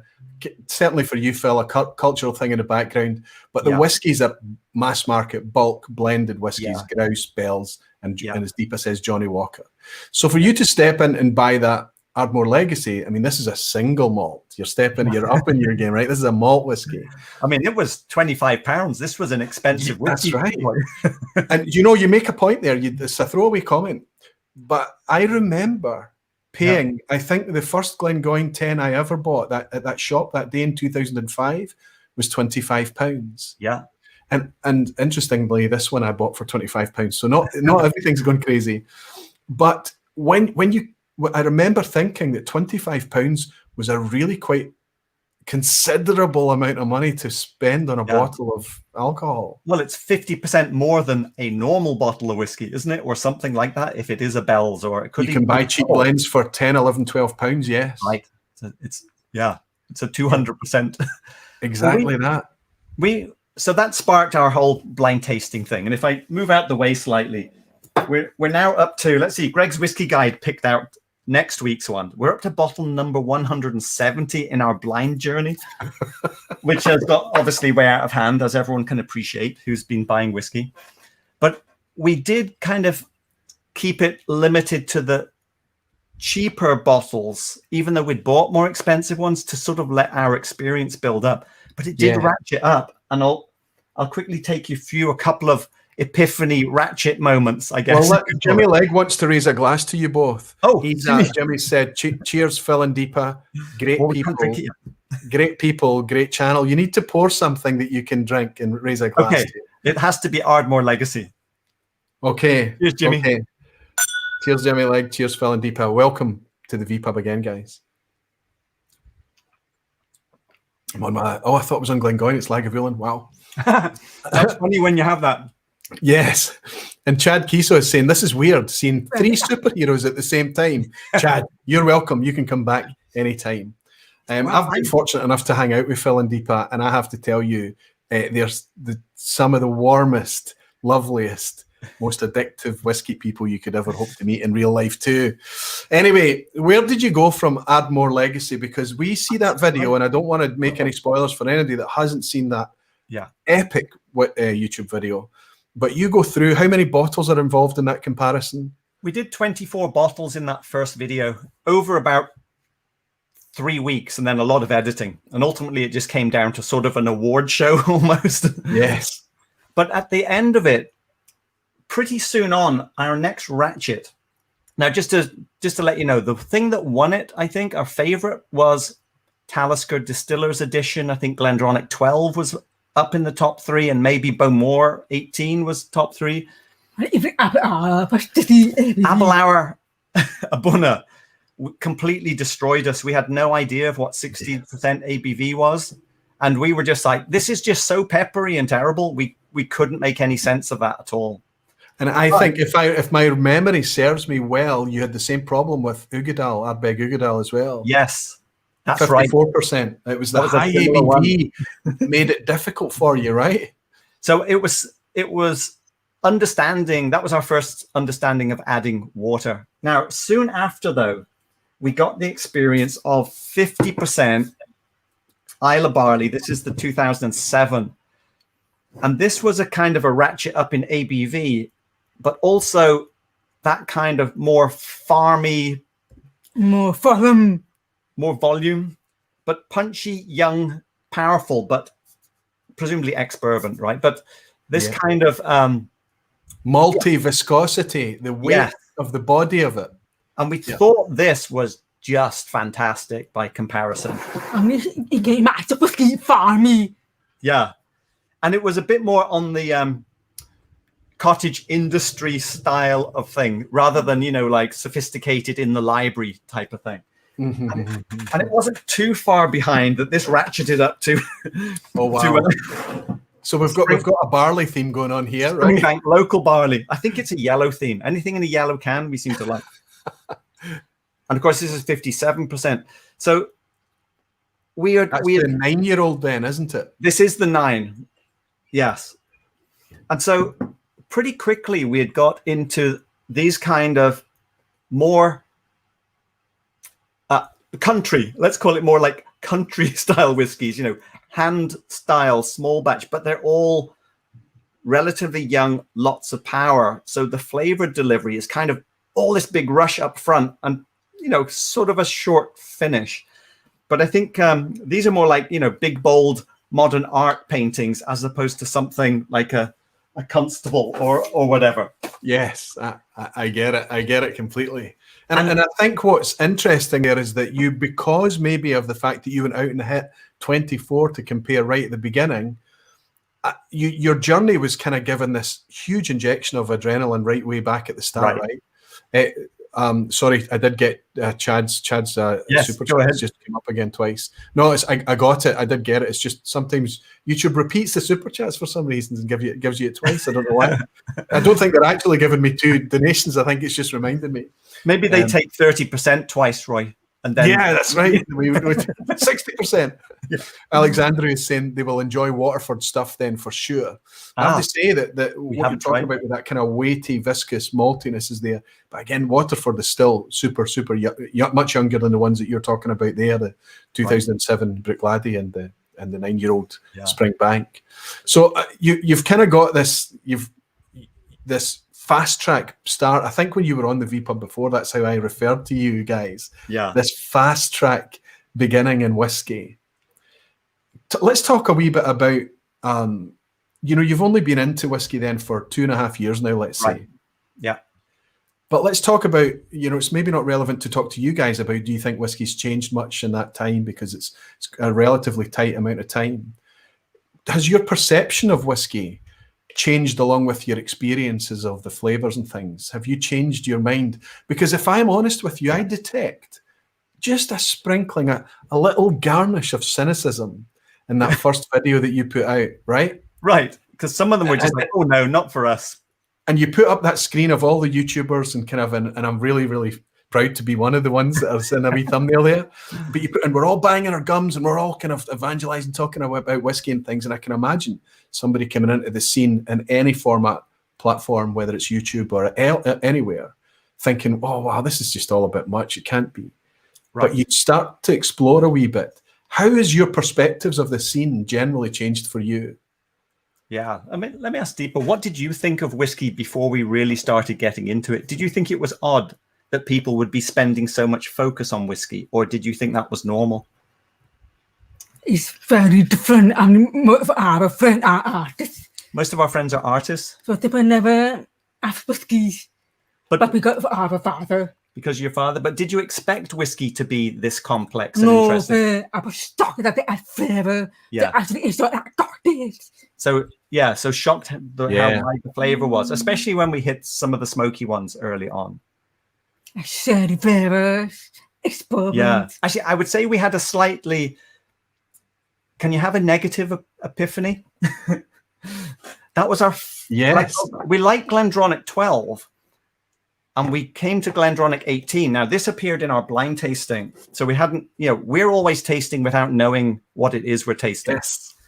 99% of the time, and the first time Glendronach 18 showed up, it was a really big disappointment. Because actually, we don't drink coffee at all. And those kind of flavors didn't necessarily, you know, bond with us straight away. And this was disappointing from the point of view that I knew its reputation before we tasted it. And when we tasted it, I was kind of like, oh, that's Glendronach 18? Oh, I don't really think I like these super heavy sherry whiskies. But this was coming off, you know, this kind of, you know, ex-bourbon strong bar. Yes. Yes, and so, it is that thing where you realise that ex-bourbon is much more delicate with the spirit. It's a softer touch, whereas the sherry cask stuff like that Allardyce, much more cask activity is going on. The spirit has to fight harder to have its voice heard over that cask maturation. That's maybe the quite jarring contrast there. Tom R is in. Tom's been in part of this community for as long as I've known it's existed. Good to have you in, Tom. He's saying, I am so happy Phil and Deepa got in front of the camera and are contributing to the whiskey community. We are all richer with their input and what they share. Cheers, Tom. Fantastic, Tom. Graham Young is saying, great guests, been a Deepa and Phil adoring fan since Captain 3D days. Blind tastings and shopping trips are just great fun. Cheers. That's right. And I have to, Graham, thanks very much for your drama friend. And Tom, thanks for your kind words. Cheers. Cheers. I have to say that for so many channels coming in, you know, there's an explosion of YouTube generally, an explosion of whiskey. It makes sense that there's an explosion of whiskey channels on YouTube. But as they come in order to, you know, attract attention or to bring a different angle, they've got to try and come up with something that's a bit different, a bit unique. Sure. So you took that first video and you almost treated it as this kind of foundation, this bedrock for what you were going to build the channel on. Because if I was to describe the Phil and Deepa Whiskey Mystery channel to anybody now, it's based around shopping trips, which is wonderfully letterbox vicarious experience for so many of us. Yeah. And also this whole concept, I thought I was one of the guys who was banging on about blind taste and really encouraging people to embrace blind tasting, do more of it. You came along and completely redefined what blind tasting on a whiskey channel on YouTube could be. Your whole entire channel is founded upon it, right? So that means when you, sorry, Phil, when your epiphanies are happening, they're happening in a very natural, no preconceptions way.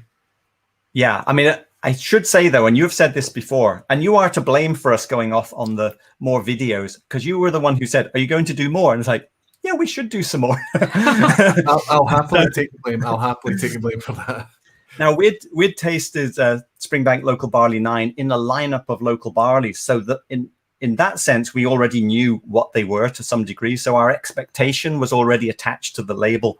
But I can tell you when it really showed up in blind, where it could have been one of 150, it almost ruined it for me. And you've warned me about this sometimes, that completely blind raw tasting can be quite confusing, and you can be quite vulnerable in the middle of trying to work out what something is. And I tasted it more for its young raw problems than what I was enjoying when I sort of knew one of these must be, you know, whatever. So that was pretty funny when that showed up. So I've had to mentally try and forget that experience so I can enjoy it more. But I think the basis of our channel originally was, we don't know anything. People watching are more experienced than us. And it's funny for them to watch us stumble through the blind tastings. Yes. We've done enough now. We've been around long enough that we have people coming to the channel thinking we know something about whiskey. Yes. And coming to us for some kind of expertise. But we're still totally capable of saying a Port Charlotte heavily peated doesn't have any smoke in it whatsoever when we're doing it blind. And it's amazing. It's amazing how you can not, of occasion, not taste it. Yeah. Just because of the contrasts or what you're drinking, what you've been drinking, what you've been eating. So it just passes you by, and somebody across the table from you saying, you don't get any peat or smoke in this. And I'm like, no. Oh, okay, now you mention it, yes. But that's, I think, the reason that people enjoy watching you doing that, as you say, stumbling through, is they get it. They've done it themselves. They recognize it. How often do you get called out as being silly or not knowing what you're doing? Oh, yeah. Well, it's part of the show. Brave enough, right? Because they know better. Yeah. Now, Deepa, there's 2 more bottles on Deepa's side that she needs to bring in. Share them. Go on. Although we were put off with sherry, when we came to the Springbank 13 Green, which is a sherry matured, probably refill Springbank, this changed things back in the other direction. So what is it that you like about it? Very, very balanced. Very it's not balanced. too peaty, it's not too sherry. Not too just peaty or in the sherry. middle. I get you dummy back to it, no problem. Yeah, but it's also got that, it's the Springbank cul-de-sac thing, isn't it? It's also got the Springbank dirtiness, funkiness, which adds that other layer of interest. And this was another ratchet. In fact, it's still way up there, our shelf ranking. This is a top shelf. Yes. You know, this is about number 15 on the shelf right now. And of course, the bad news for the last 2 Springbanks you've shared for everyone, these are even more unicorn than generally Springbank is. The local barleys in that Springbank Green, which I think was an organic that they couldn't call organic, if I remember well. That's right, because their full production process wasn't organic, but everything that went in was organic, which is actually what attracted you to it, right? Yeah. The green. Now it was one of those sort of annual one-off sort of releases from them, yes. I guess. And so it's quite old now, isn't it? So what's your final ratchet up? Because I want to compare it. I want to compare it to Ardmore Legacy. Oh wow, is that electric? This is a Ben Nevis, okay, 23 from Single Malts of Scotland, which is currently our first place bottle. And we didn't put these in our blind tasting for a long time because we didn't want to ratchet up too quickly. But this is one that has kind of ratcheted up in a way that it's hard. I think I know that Ben Nevis. That's a sherry cask. This is the US version. There were several releases, but this is basically the one that came to the US. It is a sherry cask, 405 bottles, sherry butt, 52.7%. Now, we both used to work at DreamWorks Animation, and our friend Stuart Campbell started the Whiskey Club. And it was literally a bar in the corner of the studio floor where it was 50 feet from where I worked. Every day, maybe that time a day. And I remember they would have their Tuesday night or Wednesday night, whatever it was. And I would walk over and, chat to the guys. I remember being stunned that they would get together and go and buy a $300 bottle of whiskey. Yeah. And just think, this is madness. Yeah. Why would you do it? And, I'd take a little sip, and to put some money in the pot. And I'd just be like, yeah, this makes no sense. And this is exactly where we are now. Now, probably their $300 bottle was probably a Highland Park 30-year-old or something back then, 5 years ago, But shall we talk? That's interesting because some of the questions I wanted to pitch to you is a wee bit about that scene. So you've got this, you're looking at those guys in the corner and you're thinking, these guys are crazy. Yeah. And you're also seeing a group specifically of men in that scenario. I don't know if it was men. A few. Was there a vision then that that's kind of a man's thing to go off and get geeky about whiskey, spend $300 on a bottle and bring it to the bar and share it with their friends or whatever? It was the whole geekiness thing, because I would walk past. I mean, it was literally in the corner of the office floor, but it was full. It was a full bar with wallpaper up on all the shelves, all that stuff. DreamWorks was a good place to work. They let that kind of I wonder what they would think now looking at you. What's happened to you? Do you keep in touch with them still? I've had to email Stuart and say, I'm sorry I missed all those years. I'm catching up. But I'd walk past and we would, see them all talking, and I could hear all the notes, like a lot of blah, blah, blah, blah, blah, blah, and just like that whole, from an outside point of view, just like, this, it just can't be really. What are they like? It's like foodies, talking about all the tiny, all the details. It's like, nah, it's not really for me. I'm more of a, cheap bag of jelly beans type of person for entertainment. Now, I have to say, you're saying these things. I watch your content, guys, and one of the magical things that's incidental to your channel that you did not design, but it's the enthusiasm and the passion and the energy that comes across. Right. And you're happy to go with it. And it's like, you talk about foodies, you talk about the experiences in foods, maybe because so much of what you do is blind, but I think one of the huge things that's impactful is Deepa's very, very honest and expressive reactions, sometimes marvelous to watch, because it's literally with every gesture, every expression.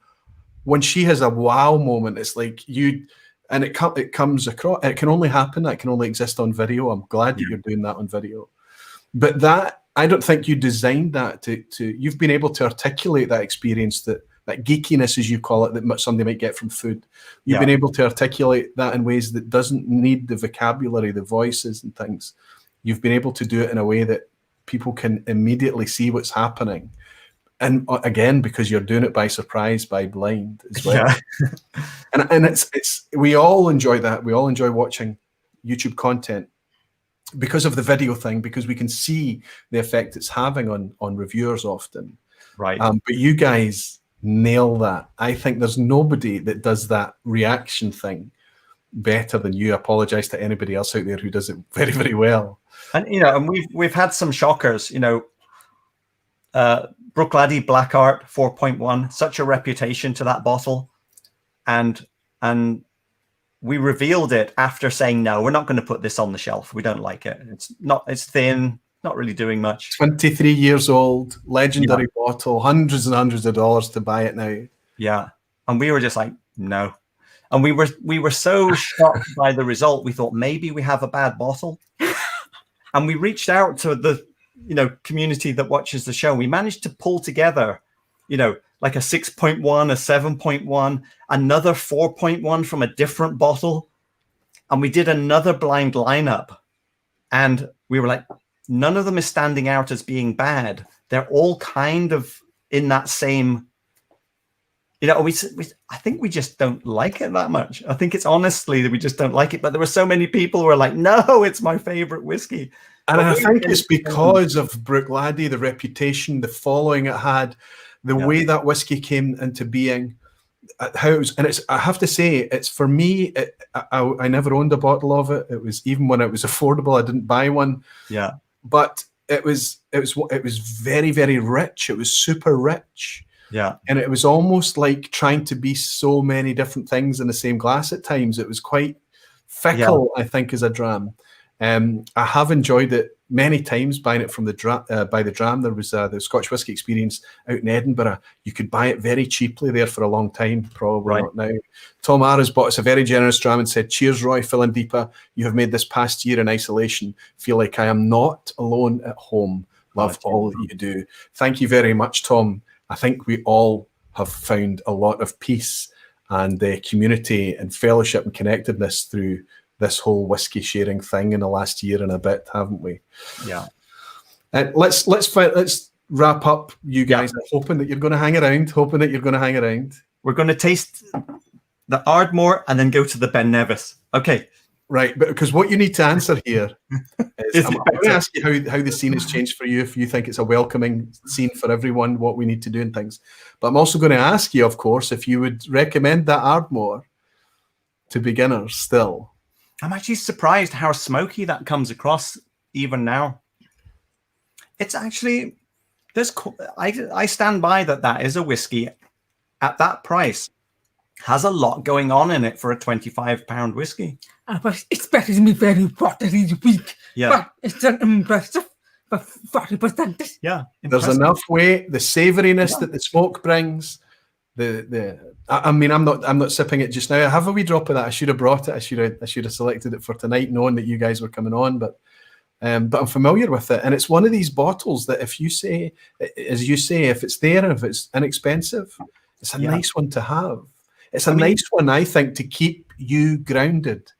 I mean, if someone had tried Glenfiddich 12 before and you said, try this, by contrast, this would be much more challenging as a flavor group, with the smokiness and the spiciness.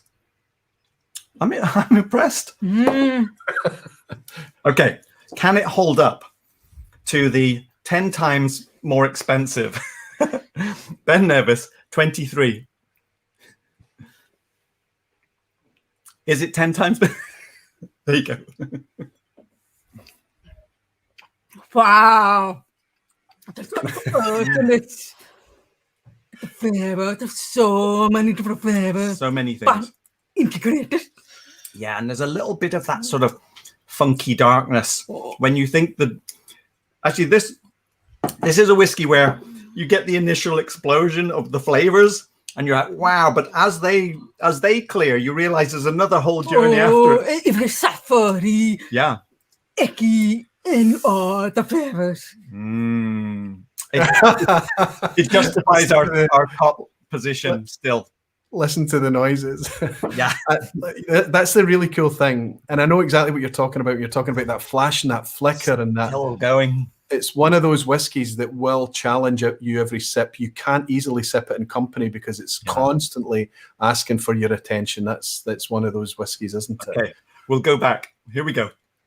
Poor Ardmore. And now. I know flavors in this. This is like the Ardmore. It's just like looking up at the giant Ben Nevis.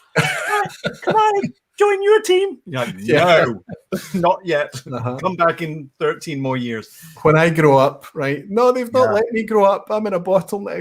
Yeah. Whiskey 101, Nick has bought me a dram to say, Whiskey Mystery Shockers, my favourite episode ever. Ask them about their favourite ever bourbon. Turns out it's a... Old Perth, 23-year-old. Oh, Listen, Dan. but that's the honesty. That's the honesty of it. That's what it is. And the Old Perth 23-year-old, that would have been a blended malt, right? Yes. I mean, no one really knows what's in it, but possibly Highland Park, Macallan type of ingredients.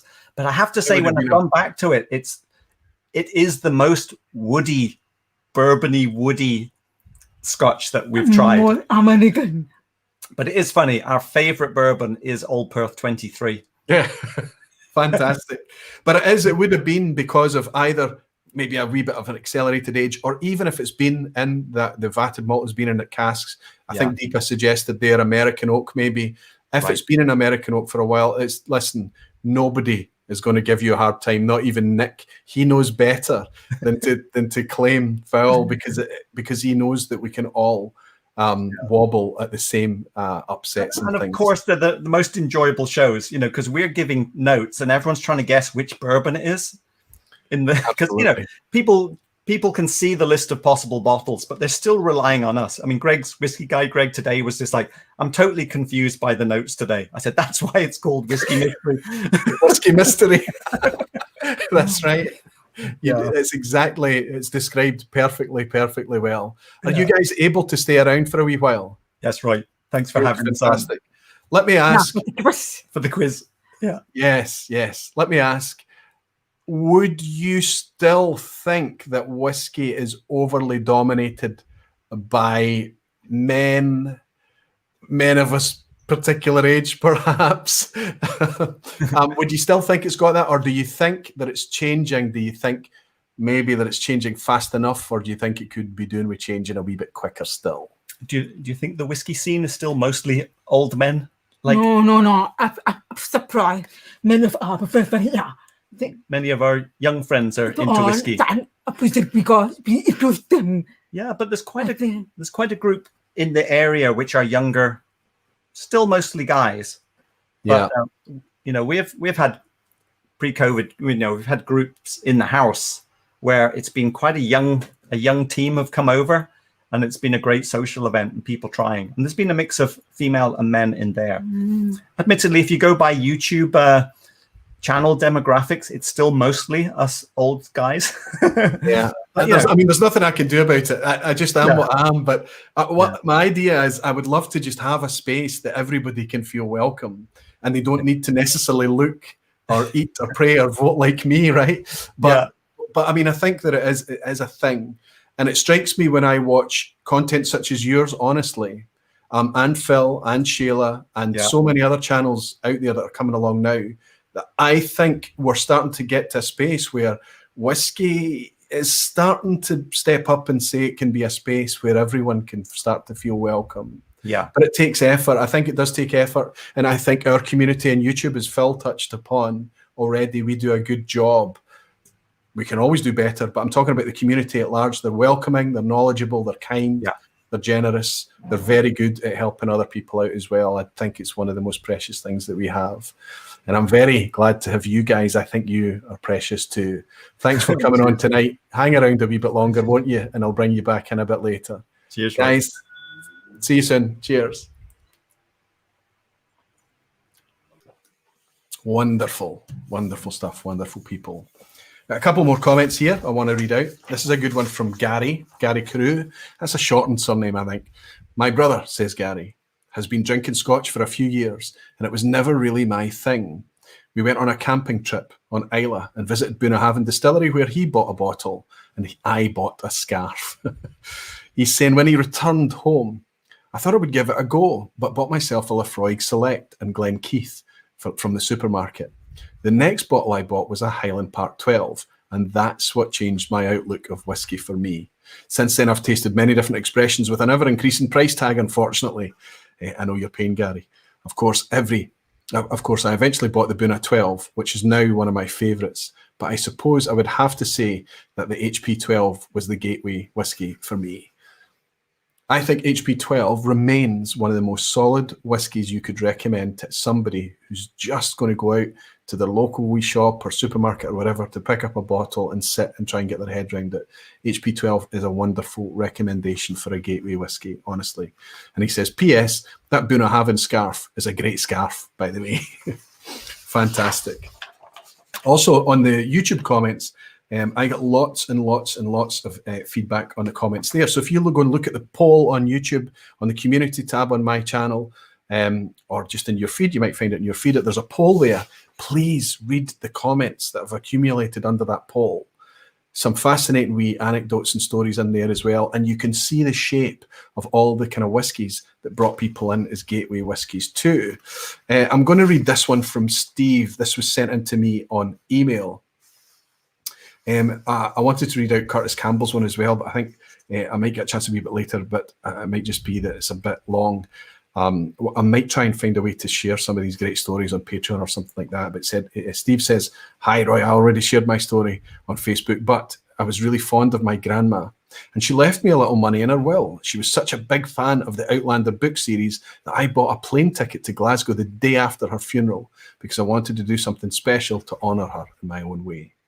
Fast forward a couple of months later, and it's April 2010. I'm alone in Scotland, and I'm having a really great time. Do you remember the big news of April 2010? It was the Icelandic volcanic eruptions, of course. Now, he does type a volcano there, but I remember having difficulty pronouncing it at the time. I'm not even going to try now. He says, I was supposed to be back home, but I had to stay in Scotland a little longer, and on a whim, I booked a train ticket, a taxi, and a visit to Glenfiddich Distillery as the only distillery I knew at the time, because I never had a dram of scotch in my life.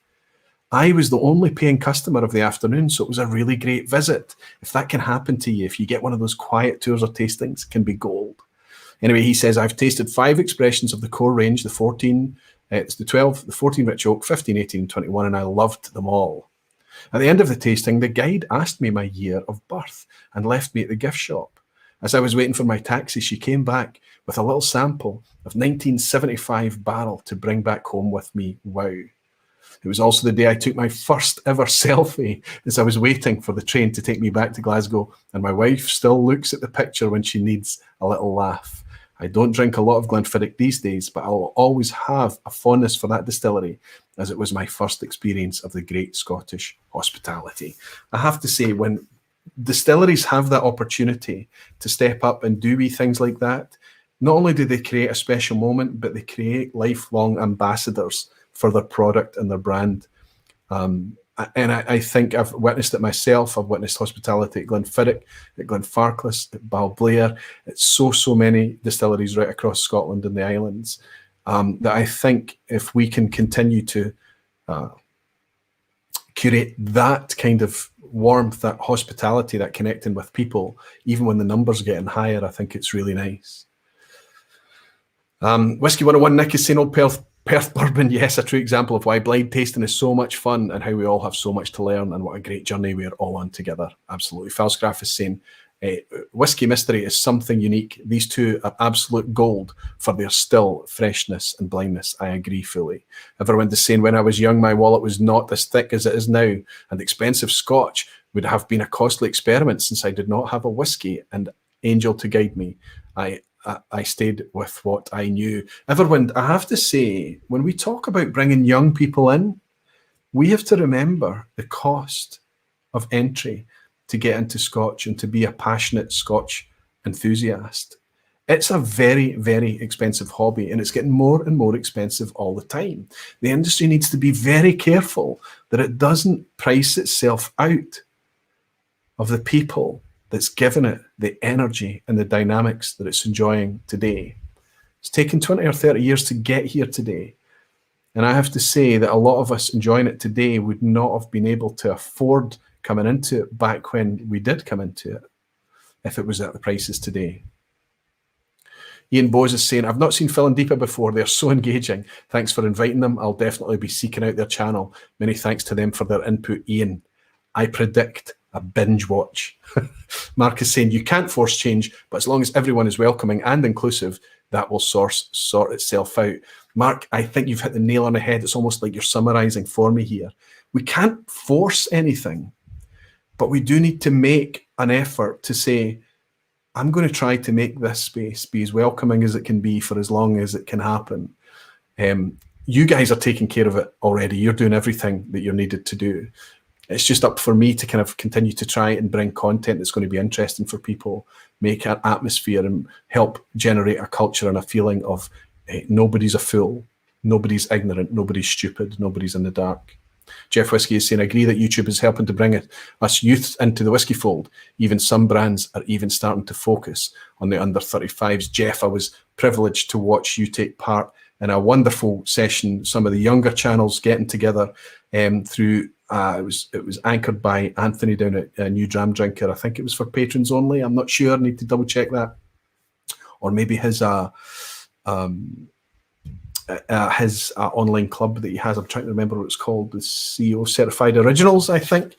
But that was amazing, and I think you guys should get together and do more of that. Make a podcast where you guys are just chatting like that. I came in to drop in for 5 or 10 minutes and ended up listening to the whole thing. Chat like that. Do it podcast style. I think it would be amazing. Jeff, nice to have you as part of the community too, my friend. Nice to have you and welcome you in here too. I'm going to bring in my last guest. I've not...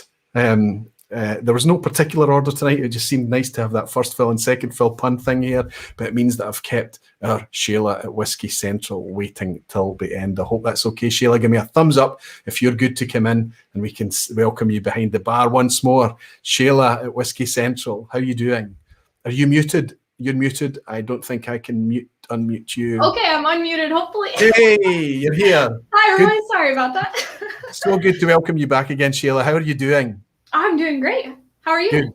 Yes, I'm excellent. Thanks for being patient and sitting in the background for so long. Oh yeah, no worries. Now we've seen you on the vPub before as well, but what strikes me is that I detect every time I drop in on a Shayla live stream, every time I pick up a wee bit of Shayla pre-recorded content, we've got somebody who's loving their whiskey journey. Yes. No, it's going so well. I just went up to the States and got way too much. But no, it's going good.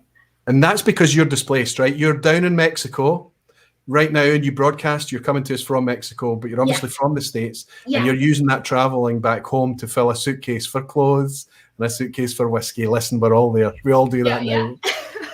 How did you get here, Shayla? What means that, like so many of us that we're going to talk to tonight, like me included as well, not only does whiskey get its hooks into us, but it causes us to get in front of a camera and do something that was probably not within our comfort zone beforehand, right? Yeah, pretty much, yeah. So I started with Johnny Walker Red. I feel like most people kind of cringe when they hear that. I wasn't drinking it straight, though. I had it with ginger ale and a lemon twist, and I actually thought it was really good. I kind of evangelize a little bit about it. Anytime somebody says they don't like Johnny Walker Red, I say, have you tried it with ginger ale and the lemon twist? Because if you haven't, it's really good. Yeah, so that was what I started with, and I don't know, this was during COVID time. It was like right before COVID hit when I tried it, and I get really obsessively interested about certain topics, and I like researching stuff, so as soon as I had it, I just started kind of going down the rabbit hole. Yes. And because it was during COVID, it was just me and my husband in the house, and I was kind of annoying him with just whiskey facts and history and stuff, and he was like, you should start a YouTube channel, which I think was his clever way of saying, please stop talking to me about this. So yeah, but does he drink whiskey with you? Do you drink whiskey together, or? Not really. He sadly he drinks vodka. He does drink a little bit of whiskey. It's not his favorite thing though. So you're a bit like me. We've evangelized lots of people into enjoying whiskey, but we've yet to evangelize our partners into it, right? Yeah. Every once in a while he'll have a dram, but not every night. I forgot. It seems like you've been around the community longer than during the COVID period, Shayla, and the channel's doing very, very well. You just celebrated on a live stream 3K subscribers as well. Yeah. I've which is been doing amazing it about 10 months or so. It's amazing. It's amazing. And it shows that there's an appetite out for whatever it is you're bringing with the energy and enthusiasm that you're bringing it with as well. So you've started with your Johnny Walker Red. Yep. With your ginger ale, your twist of lemon. Do you think that maybe that's given you a taste for whiskey so that you're already intrigued by whiskey flavors before you start sipping it neat? Yeah. I never really thought, well, so when I was 21, my first whiskey I had was Jameson, and I did sip it neat. I didn't like throw it back or anything. I sipped it neat, and I actually liked it, and it was the first alcohol that I had liked. I had tried other things, and that was kind of my favorite was whiskey. But then I didn't really drink it that much, and then once I had the Johnny Walker Red, I got into Glenfiddich was my first single malt, and then I kind of was drinking like sherried Speysides and like sweeter Highlands. That was kind of like the next step after Johnny Walker. So, and I think that because of where you are located geographically, you're what you can get your hands on, what you can buy, what you can explore is quite limited too, right? Yeah. So I think that it was probably why I started with Johnny Walker Red. I think the kind of export market is very large, and so down in Mexico, that's one of the most common ones that you can find at a bar or restaurant. And then Glenfiddich is the same; you can get it at Costco and that sort of thing. So. Yeah, absolutely. And another string that you have to your bow as well is that you're not kind of. I'll explore any whiskies. I love all whiskies. I try to be as curious as I possibly can be, but I think you actively chase all whiskies, American whiskies, bourbons, world whiskies, Scotch, beyond, right? Yeah. You're casting your net everywhere. The thought of the channel is like, I don't want to just focus on Scotch or just focus on bourbon. When I was getting in, I noticed once I got into YouTube, I noticed there was a lot of, Scotch for dummies or Scotch test dummies. They still do some other reviews too, but they kind of are focused on Scotch or some are focused on bourbon. And I just wanted to try everything, and luckily I like everything. So I try to force the inclusivity of all whiskies. I do, but my comfort zone is Scotch, and my kind of favorite, my kind of, if I was to choose one whiskey, of course it's going to be malt Scotch whiskey. But I do like to be curious and just kind of explore where the next flavor experience is going to come from. But I'll tune into one live stream, and you'll be sitting there with a flight of bourbons, and you'll be speaking, I have to say, quite knowledgeably and eloquently about you talk about being very naive and not knowing much, which I think is a good thing. I think the modesty, the humility that you have is appealing. But the way you talk then tells us all you know a hell of a lot more than we might be led to believe if we listen to you. But then the next time we tune in, you're sitting there with a flight of Scotch. And then the next time you'll be sitting there with a blind flight from the community, and you've got no idea what's in the glass. Yeah. There's no fear in you, Shayla. There's no fear, it seems. I try to have no fear. There's a little fear right before the stream, but once it gets going, I'm okay. But yeah, pretty much every live stream that I do on Saturdays are blind. Every once in a while I won't do a blind, but pretty much every single one is at least semi-blind in some way. So yeah. So you have the same scenario that Phil and Deepa talked about then, where you'll occasionally have a wee banana skin and have a shocker moment or whatever. Yes, yeah. I can't think of one right now, but there's been a few where I've just gone, oh, I'm an idiot. Yeah. But that's the thing, is that whiskey has a very good way of reconnecting you with your humility. Yes. Times, right? And we just have to embrace it. So in terms of you're starting there, and your husband says, like, you should maybe take this energy onto a YouTube channel. What do you think? You go and do it. Were you aware of the YouTube community before you started to create your own content, or? No, so it was actually kind of funny. When I tried Johnny Walker and I got super kind of down the research rabbit hole, but I was actually just reading a bunch of articles. I wasn't on Whiskey. I didn't know WhiskeyTube existed yet. So I was getting into articles. And then when he said you should start a YouTube channel, I was like, does anybody do this? And so I went on YouTube and, looked it up, found out that there's a very large community of WhiskeyTubers. And that sort of thing. So yeah, but no, I wasn't aware of it at first. I was actually just reading articles and things like that. So what was your view of whiskey generally then, as a kind of as a category, as a drink? Was there any kind of stereotype? Was there any kind of view that you had before you stepped in? Yeah, I think there was. It was funny when I first had Johnnie Walker Red. I liked it, and I thought, I have only ever seen men drink this. Is this something like very weird for a woman to be drinking? Like, is this something I really shouldn't be doing? Is it kind of like a taboo thing? So I think that was kind of my original impression, was just that it was kind of a man's drink, at least from an American perspective. That was kind of how I felt. Yeah. Yeah. Do you think your perspective has changed any? Have you encountered, because as Phil has already talked about, we've kind of touched on the idea that even the demographic now is still kind of loaded in favor of kind of men. That's changing. I hope it's changing. Have you seen it change? Have you ever felt anything other than welcome? What's been your experience now that you're kind of a bit more entrenched, let's say? Yeah, so when I was first starting, so first off, just the community has been nothing but welcoming. When I first kind of got into YouTube, I started in live chats and would kind of chat with people. And it was cool because there weren't a lot of women right at the start. And so I kind of felt like a little bit weird because people would say like, "What's up, man?" You know, and I'd be like, "Oh, I'm not a man," but but everybody was very kind. And I don't know, it was just kind of a cool vibe because each YouTube channel has their own kind of family in their live chat. And so I felt a little bit like an outsider at first, but then after you kind of come back week after week, you kind of, I don't know, you build relationships and you kind of become that family, is kind of what it felt like. And so I think it was only maybe a month in, I was just like, these are the best people ever. You know, they're really kind. And it's kind of cool because I've been in the chat now for, you know, a year or something like that. And before, there was only a couple of women. Like, as soon as you found a woman, you're like, "Hi, how are you?" You know, and now there's a lot more. I feel like, you know, YouTube channels, when they're doing a live stream, they kind of used to say like, "Oh, hey, what's up, guys? Oh, there's a lot of fellas in the chat tonight." And now they say something like, "There's a lot of ladies and fellas in the chat tonight." You know, they kind of are acknowledging that their, you know, female audience is growing. So yeah, I think it's changing to be more inclusive for sure. And it's something I'm guilty of as well. I'll often say "guys" or whatever like that, and I mean it in a very generic sense. But yes.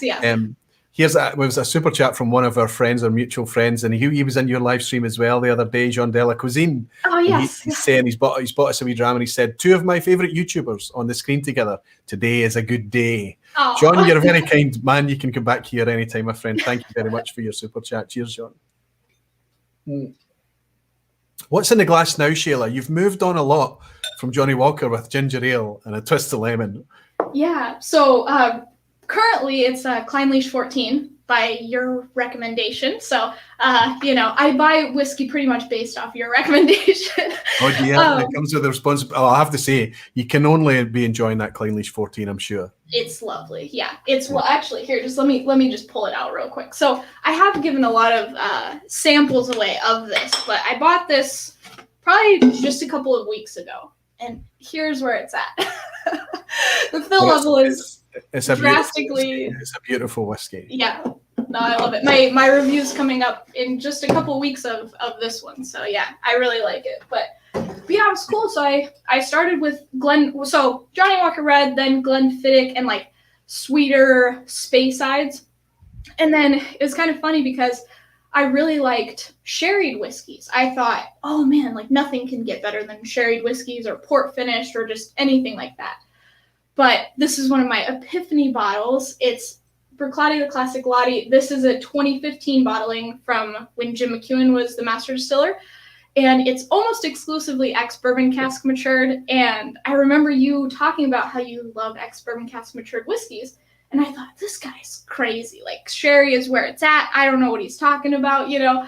And I had a couple of ex-bourbon cask matured whiskeys. But this one, I was like, I know what he's talking about now because it's fantastic. It's actually my favorite whiskey currently at the moment. But So yeah, now I mean, like it's quite a broad brush thing to say, and I think that all whiskies are amazing and they have their moments and things. And yes, for sure. sometimes I'll sit and I'll literally a sherried whiskey or a peaty whiskey or a bourbon or something, I'll just reach right in and grab me. Yeah. I think specific to Scotch and a Scotch category, if you put a nice spirit, a well-made spirit in a quiet cask and you stick it away in a damp warehouse and you forget about it for 10, 12, 15, 17, 18 years, something about that order, maybe a wee bit longer, and don't mess around.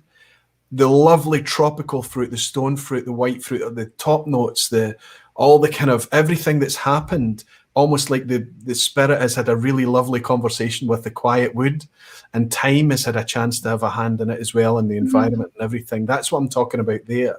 Yeah. And sometimes if you say to somebody, this is a whiskey from a sherry cask, it's easy to find examples of whiskies to give them.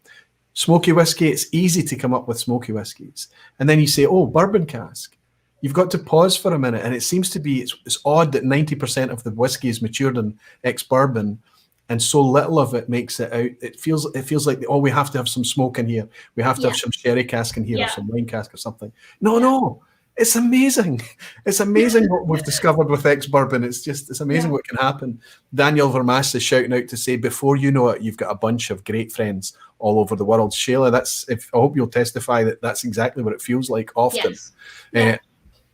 And it's amazing that you're able to sit in Mexico, pour a glass of Clynelish 14 because some clown in the west coast of Scotland took to the airwaves to say this is a good whiskey, and you can connect with it and say, wow. It's kind of that way, that lovely way that kind of whiskey's this tactile, visceral thing that makes this virtual world very real. All these people very real, this kind of environment. So you've got to have, I mean, you've got a fairly short whiskey journey then, haven't you? When did this transition to Glenfiddich happen from the Johnny Walkers? Pretty quickly, because I was being very annoying with, whiskey facts, and my husband said, start a whiskey channel. I was like, well, if I start a whiskey channel, I have to have other whiskeys. So I pretty much immediately bought Glenfiddich. And then was kind of transitioning to sherry, then ex-bourbon. And then I actually kind of moved into peat. I still love sherried whiskeys. Like I just had some Bunnahabhain 12 and some Glendronach a little while ago. So they're still, I still love them. But it's funny because I'm a Parks and Recreation fan. I don't know if you know that show, but... I do. I mean, Ron Swanson, right? Yeah. So he's on I have a quote from him on the edge of my whiskey coins. Right. And I wanted Lagavulin 16 to be my first kind of like peated Isla. But you sent me, I think Malt Minion, and you sent me this Kilchoman. So that was actually my first peated whiskey. But then I soon got Port Charlotte and Lagavulin and all of the goodies. So yeah.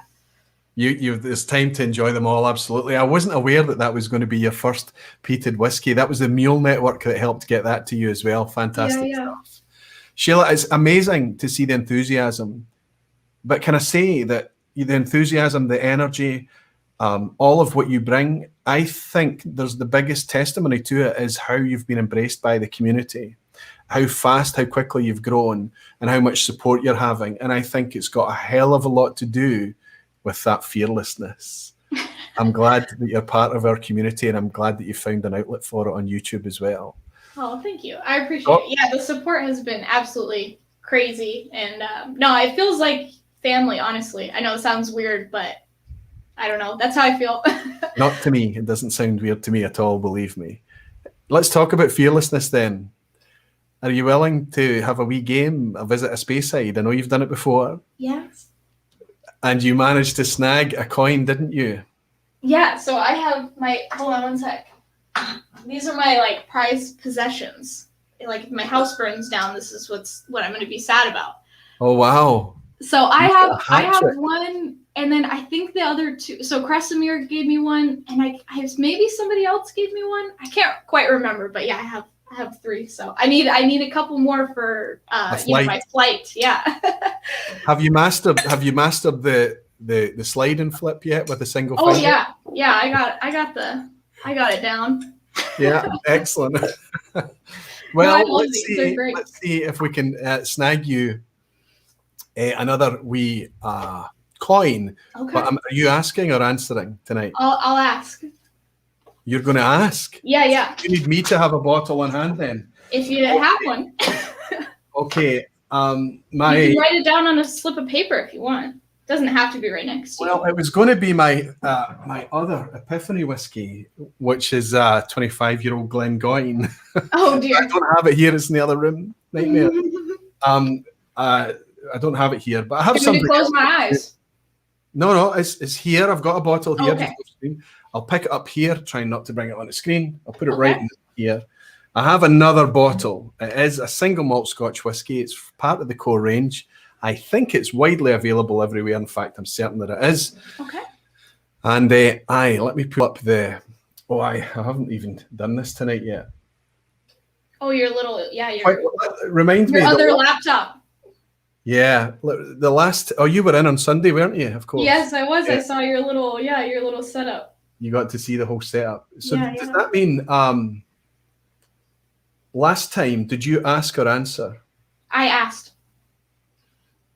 So, okay, I don't know if you remember this. So, okay, I fell in love with your channel. I was like, this is the coolest thing ever. Saw Is It a Speyside? Saw the Roddy original Is It a Speyside live stream because I went back and binge watched almost every single live stream.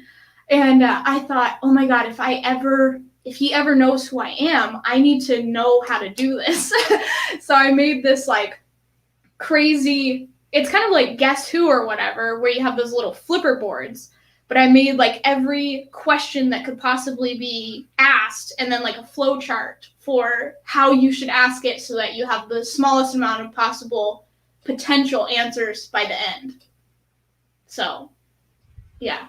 So I mean that's like Jimmy Legg where he does very well actually, trying to crack it with a spreadsheet. I think he uses where he's done it. Oh, does he?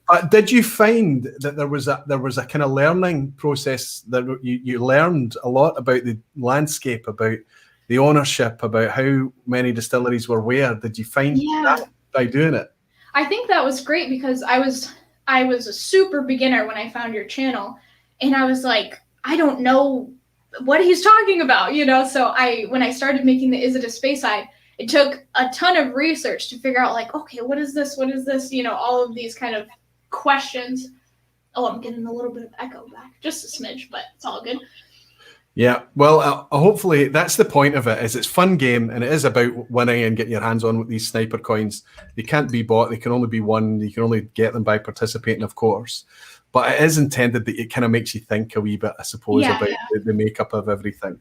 So I'll not set a timer or anything, Shayla. Thank you. Tell me how to pronounce your name. Shayla. Shayla. Okay, so I'm okay. Shayla. I know for the longest time I wasn't doing very well there, but I think you called me Shayla, but you did. As soon as I corrected you, you said it right every single time after that. So good. And before I was calling you Shayla, I was calling you Nick.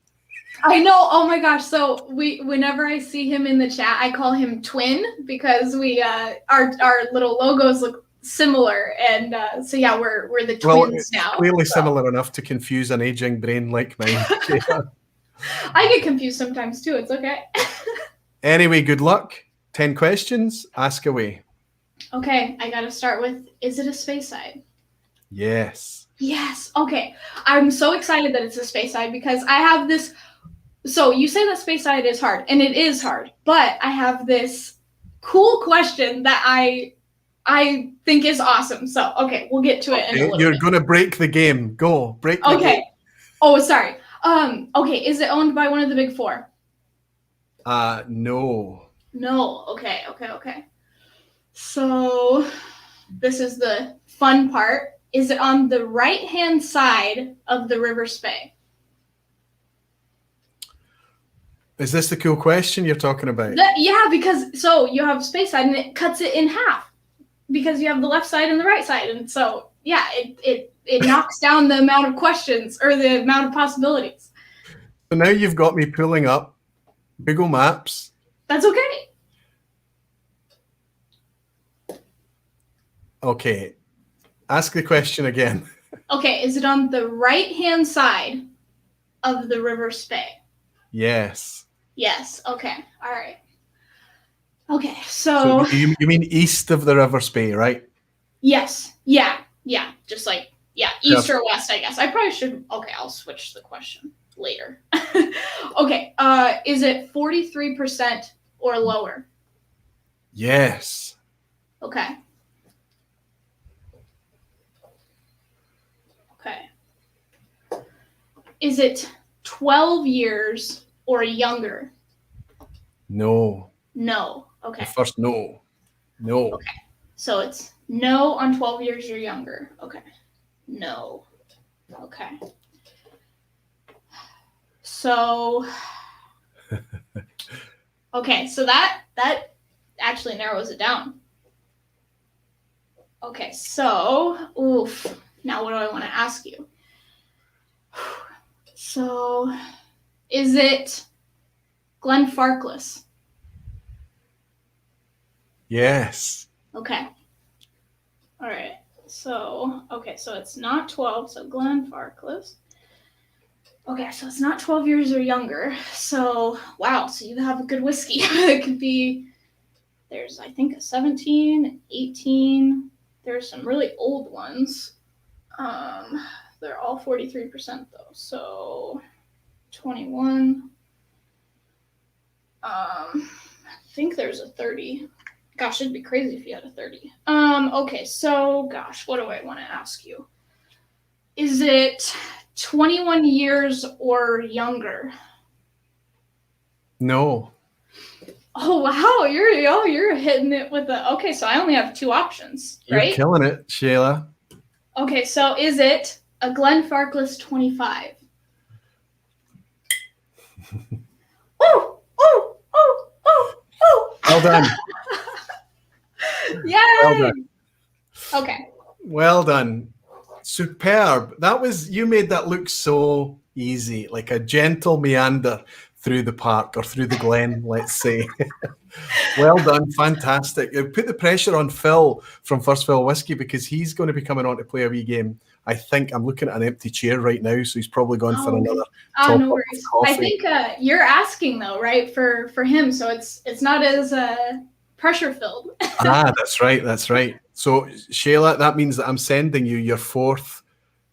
Is it a Speyside sniper coin? And Almost there. Almost there. That's probably your most deserved one because that you made that look very easy and very slick. I know it's been nailed in the chat as well. Everybody's giving you congratulations. Oh, are they? I had good job. away. Applause. Too Slow Rob is saying fantastic. Molasses fantastic. And some people are even throwing in the sniper emojis as well. Chuck Malt Minion, as well as Hell's Wood, fantastic. Nice one. Well done. Shayla, can you stay around till the end? Bring some of that energy into the quiz at the end? For sure. Fantastic. I'll see you shortly. Thanks so much for coming on. And thanks so much for bringing all your energy and, like I say, fearlessness. Thanks for having me, Will. See you in a bit. See ya. Let's see if Phil is going to be in good shape to come on and play a wee game of Visit a Speyside 2. I'm going to read out a couple of these comments from everybody that contributed to the amazing stream underneath the poll the other day. This is from Kevin Etheridge, and he says, Talisker 10, seriously couldn't put my first bottle down. Could not believe the flavours I was tasting. And that's when I realised what a single malt could be and sent me on a flavour chase journey that I'm still enjoying just as much all these years later.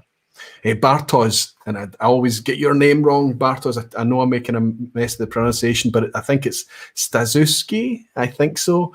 I apologise, Bartos, but your comment goes along the lines of, Gentleman Jack, got it for my 33rd birthday, and it reopened the forgotten chapter of whiskey passion from the past when I used to work as a bartender. He was able to connect with something that had given him it before.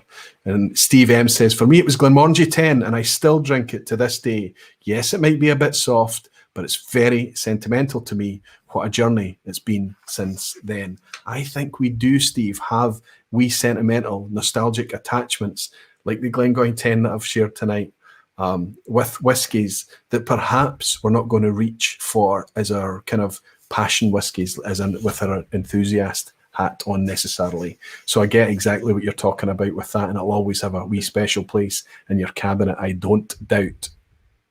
Okay, let's get another quick game of Visit Speyside with Phil. Hopefully he's pumped full of caffeine and ready for this, but I think it's going to be quite easy for you, buddy, because if Shayla's right, you're answering tonight, and I've got to guess. Yep. Yep. Okay, so you've got a bottle That's of the one. Scotch single malt whiskey from the Court range hidden off to the side, and I've got 9, because I'm handicapped. I've got to lose a question. I've got 9 questions to guess it. Yes? Yeah. Sounds good. Okay, buddy. Let's see how we go on. Phil, is it a Speyside? No. Ooh. Is it a Highland? No. Is it an Islay? Yes.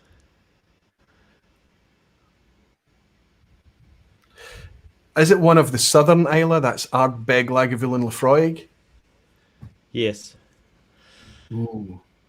Does it have an age statement? Yep.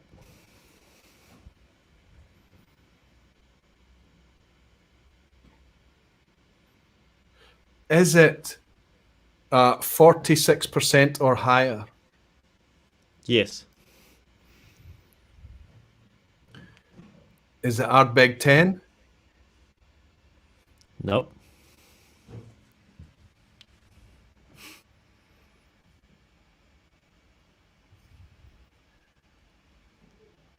Is it a Lagavulin? Yes. Is it Lagavulin 8?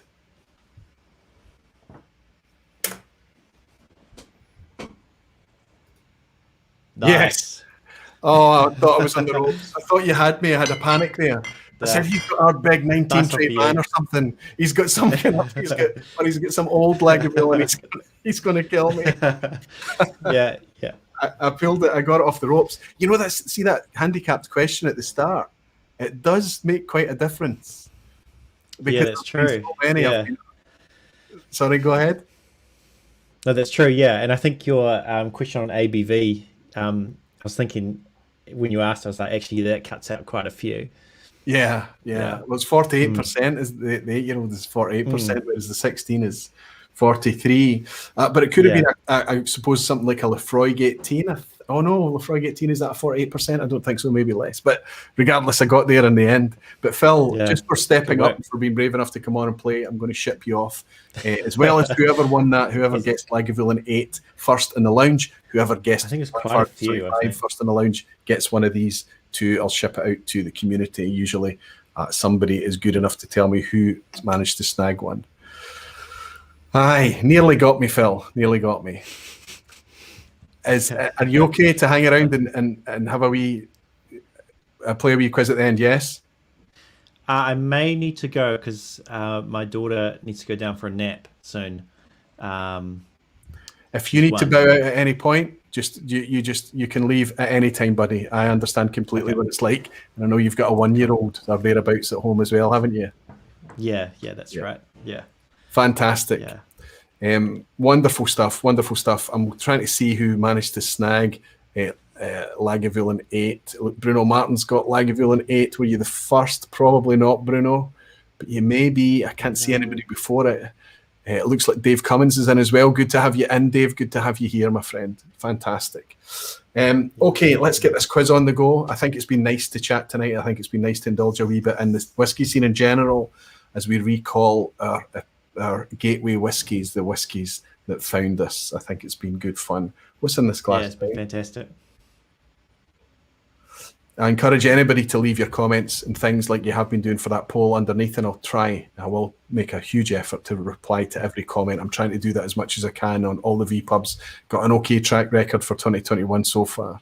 And if you're picking up in the replay, of course, I'm going to have timestamps underneath as well. Let's bring in everybody that's available. Give me your thumbs up, Shayla, if you're good to come back in for this quiz, and a thumbs up, Phil and Deepa, to play it along, and we'll try playing a wee game of the quiz at the end.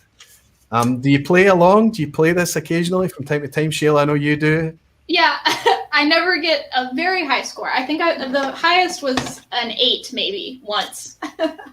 It's an excellent score. Okay. Normally it's like 4. You don't need to share your scores. If you want to keep it to yourself, if you want to play it quiet, that's fine. But if you do want to play along, maybe just have a wee piece of paper folded up with A, B, and C written on it, and I'll get you to hold up exactly like Shayla has already. Perfect. If you feel like playing along, remember the pass mark is 5 out of 10. It's multiple choice, so everybody's got a good chance of reaching the pass mark. Let's bring it in. Phil and Deepa, are you still feeling fresh? You feeling okay? Feeling good. I just wanted to say, Roy, we bought our first local barley in Glengarry's in New Zealand, in Auckland, funnily enough. So first of all, we stole one from you. Sorry about that. Well, that's actually pretty local for a local barley. If you want to get your hands on a local barley now, you need to go to another planet to get a hold of it. I saw your Thompson review as well. Oh, yeah. That was I've never seen that online, so that was cool to see. Very good. Fantastic. Some New Zealand product. Yes. Yeah. Fantastic. Okay, guys, good luck. Good luck, everybody. Multiple choice as always. Question 1. I should tell you that the doc rating on the quiz, actually, as I said earlier, he predicts that there will be 10 out of 10s tonight. He thinks 3 or 4. He scored 9 out of 10 because he missed out on his guess, but he knew 9 of the questions. So it might be easy, but I don't think so. Question 1. Which whiskey would Ralphie declare as his gateway whiskey? What was the whiskey that found him? A, Glenfiddich 12, B, Bell's Special Reserve, or C, Bunnahabhain 12?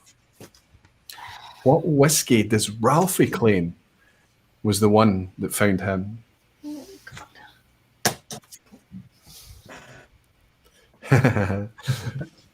Shayla thinks C, Phil thinks C, and we've got a split. Bell Special Reserve from Phil, but C from Deepa. Well done, Deepa, Phil, and Shayla. It is Bunnahabhain 12 is Ralphie's gateway whiskey. I'm sure Ralphie's got loads of stories, but that's the one that's most often shared a connection. Him and his dad, I think, right? Yes, but... Oh, well done. Well done with the guess.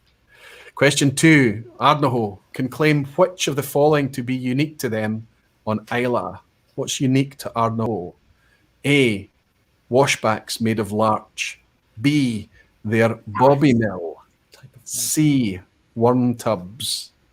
Now, this is the kind of question that somebody that's not into whiskey would see me presenting to the world and think, what is he talking about? Washbacks, bobby mills, and worm tubs.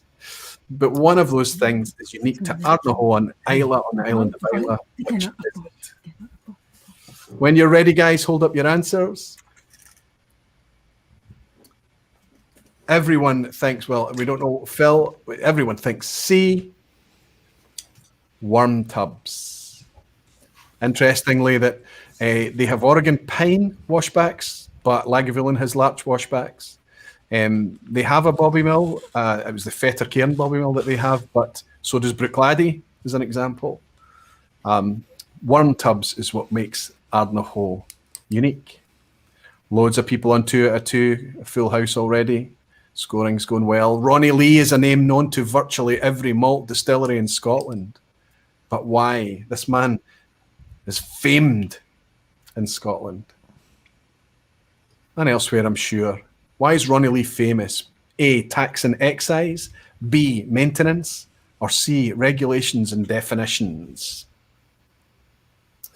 This is a tricky one. I think it's one of those ones that you know, you know. Shayla is saying A for tax and excise. Phil and Deepa saying tax and excise. And Phil at the top, what's that? It's B. B. You say B, Phil? Yeah. B, maintenance.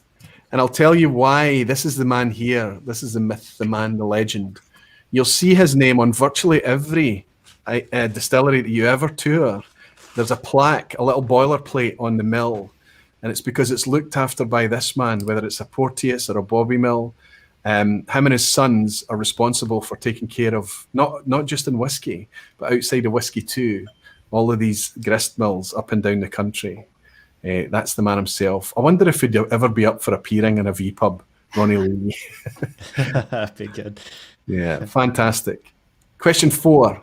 Which Islay distillery has released a 2007 vintages named Rockside Farm? Phil and Deepa, settle down. You almost blew this question for me tonight. Is it A, Kilchoman, B, Bruichladdich, or C, Bunnahabhain? Which Islay distillery has 2007 vintages released as Rockside Farm expressions? A, Kilchoman, B, Bruichladdich, C, Bunnahabhain. When you're ready, Phil, I can see you're holding something. I just can't make it out. You think it's... A. We've got an A, a B, and a B, and a B. Kilchoman is located virtually, well, actually, literally in Rockside Farm, but the releases came from Bruichladdich. Their local barley releases. Does it actually say Rockside Farm on your yellow can, Phil? It does. This one is the 07. Yeah, Rockside Farm is on there.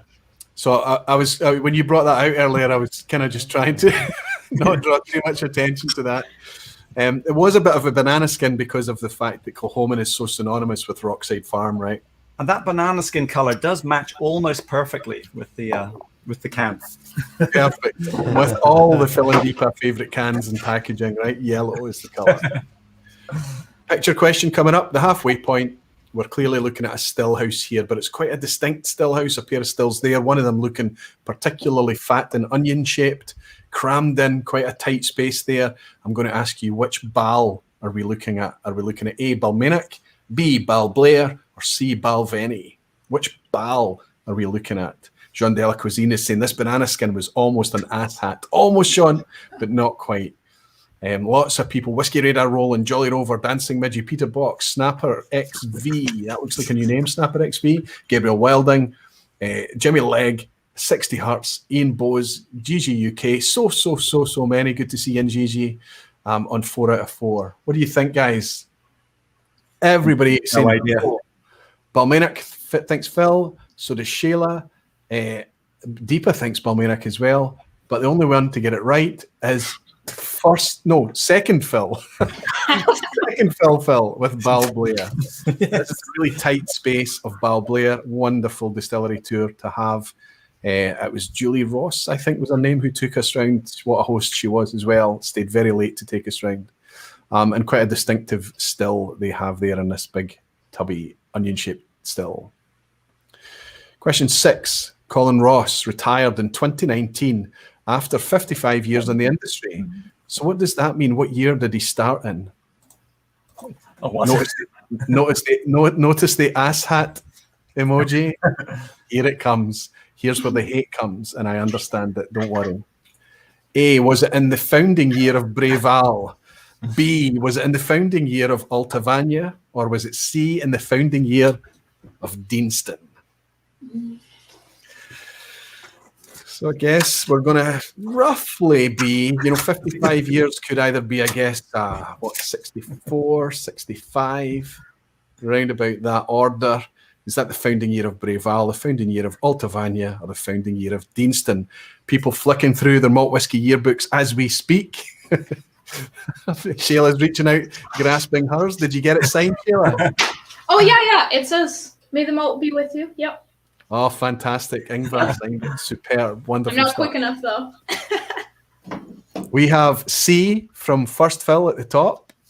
Oh, I think I guessed A. I think I guessed A. We have Phil and Deepa on A and Shayla on A as well. First Phil, correct. 1965, the founding year of Deanston. Altavania was 73 and Breval was 63. Deanston was more or less 1965. Apologies for that hat question, but that's just the way they are at times. I've still not reached Menno scale yet. Question 7.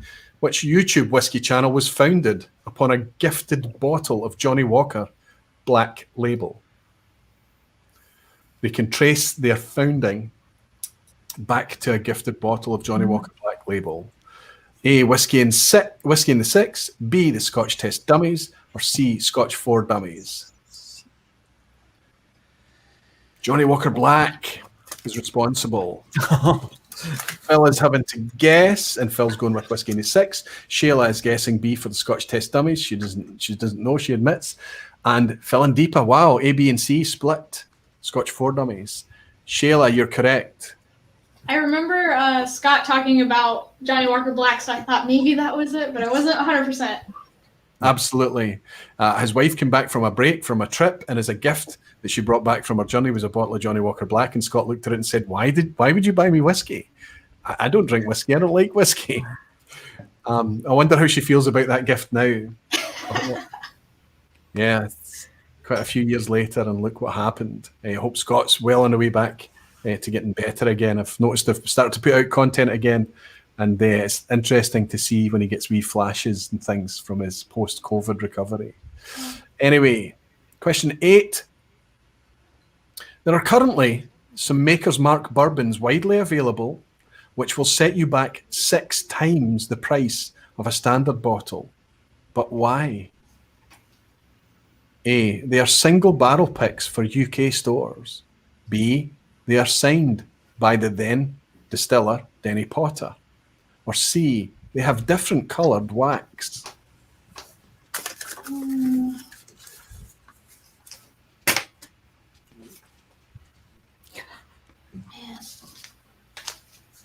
Some guesswork happening here, I think. We've got guesswork from Phil and... Oh, come on. They think B, signed because they've been signed. Shayla thinks they've been signed. First, Phil thinks that they have different coloured wax. And he's correct. They have different coloured wax. If you want to buy Maker's Mark with different coloured wax, you pay 6 times the price. Here's an image here. And these are named after sports teams. We've got Michigan State Spartans, New Orleans Saints, Tennessee Titans, Chicago Blackhawks, Los Angeles Dodgers, all with the team colours on the wax here. And there's many, many more as well. But look at the price. These are UK prices, of course, £175 for whiskey that will never be opened. Let's face it, they're being bought for a very different thing. I don't know how I feel about it, but some of the colours look quite cool. They glow in the dark. That's what they need. I'm sorry? Glow in the dark wax. Glow in the dark, yeah. Yeah, I'd buy that one. Yeah, I think that's a good idea. Don't put ideas in their head because that'd be 12 times the price. Yeah. Okay, Thomas Elmer, good to see you in, Tom, on 8 out of 8. Fantastic, along with Graham Young, Jesse Voice and Ian Bowes, and Jolly Rover, as well as Scotch in the Bayou. Leanne's in as well, wonderful, on 6 out of 8. Good to see you, Leanne. Leanne's putting out content as well. Fantastic, Leanne. I've just caught a thumbnail, actually, for, I think, your newest review. You're actually indoors this time. I've yet to catch up on it. I'll maybe catch that this evening. Question 9. Which of these is a genuine English whiskey distillery? A, Copper Rivet. B, Copper Fox. C, Copper Sea. Which of those is actually an English malt whiskey distillery? A, Copper Rivet. B, Copper Fox. C, Copper Sea. Some guesswork maybe again. Sheila thinks B. Phil and Deepa are on A. And what do you have an upside down C there, Phil? Fantastic. So a big split here again. I can tell you that the lounge, the barflies in the lounge, have done pretty well on this one, but it's quite tricky. Greg's Whiskey Guide thinks F. I think he's annoyed. A, Copper Rivet. Well done, Phil and Deepa. Copper Rivet, sorry, is a genuine London English whiskey distillery. Let's see how the scores are doing. Do you guys want to share your scores? It's up to you if you don't. I think you're doing okay. 4. Oh, wow, 4. You need a pass mark. You need 10, and it's a killer. It's an asshat at the end. You're on 4, Shayla? Mm-hmm. Yeah. Oh, wow. Phil's on 5. He's got his pass mark. He's mopping the brow. He's relaxing. He's chilling now. You guys are under a wee bit of pressure. Sorry for it to be live, but let's see how the barflies are doing in the lounge. 6 out of 9 for John Della Cuisine. Johan Lundberg is in on 9. Who else is on 9? Andrew Butler, fantastic. Andrew and Johan. 9. All these people in the chat. Sorry? All these people in the chat. 9 out of 9. I know, 9 out of 9. Daniel Vermaas, 9 out of 9. Look at you all. Lassie Hjort Oatsman is on 9. Stewie Baby, Peter Box, Snapper XV, Whiskey Radar. Fantastic. Steve Atkinson saying, I need a 10. I'm on 9. I think I'm going to get some hate, maybe. I can't remember what question 10 is. I'm pretty sure I would have left an ass hat to the end. Here it goes. Oops. It is an ass hat tonight. It's the wrong emoji. Let's see what it is. Oh, it's an ass hat and a banana skin. Which of these malt distilleries was founded most recently? Now, that's a pretty straightforward question, isn't it? What's the most recent distillery? A, is it a Highland distillery from the town of Brora, an output of 4.8 million litres and owned by Diageo? Or is it B, a Lowland distillery in Clydebank with a 2 million litre output owned by Beam Suntory? Or is it C, an Islay distillery, 2.4 million litres in Port Ellen, or close to Port Ellen, owned by Louis Vuitton Moet Hennessy? The most recent of those 3 distilleries. You would have to know what Highland distillery in the town of Brora I'm talking about. You would have to know a Lowland distillery in Clydebank, and you would have to know a Louis Vuitton Moet Hennessy Southern Islay distillery. You would have to know their founding years, and you'd have to fathom out which is the most recent. Hold it up and let me see your answers. Phil, C, you think it's Ardbeg. A, you think it's Clynelish, Shayla. And Phil and Deepa, A, think it's Clynelish. Oh, we got the same again. Everybody goes home with a pass mark. It is, of course, Clynelish. Now, I know before people are screaming, saying Ardbeg is 1815, Clynelish is 1815. No, Clynelish is 1967. Brora, which was once called Clynelish, I will admit, is now being revived as Brora. The Clynelish as we know it today, with 4.8 million litre capacity in the town of Brora, is a 1967 founded distillery, bringing back the old Clynelish, which was renamed as Brora. Superb. Well done, everyone. Pass marks all round. I'm really happy with that outcome. Yeah. There's some relief, is there? So what's the takeaway from tonight, do you think? I have to say that our gateway whiskies are probably still whiskies that we can connect with. Most of the time, even if we don't connect with them, they're probably still worthy of recommending to somebody else because of the effect that it had on us. But I would like to take a moment to consider the community that we have around us, to consider what we're all part of, what we're all privileged to be part of, the hubs that we enjoy and create and the content that we put out. I think that we are creating, and I don't want to rest on laurels, a nice place to share whiskey.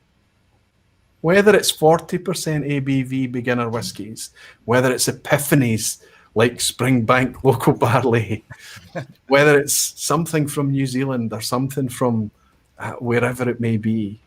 I think, I would like to think that this is a nice place to come and enjoy whiskey, whatever your perspective, wherever you are on that journey is. I don't know if we're achieving it. Would you think we are, Phil and Deepa? I think I haven't been in a place which has felt bad yet on the whiskey trail. So I'd have to say yes. That's a good way to put it. Phil?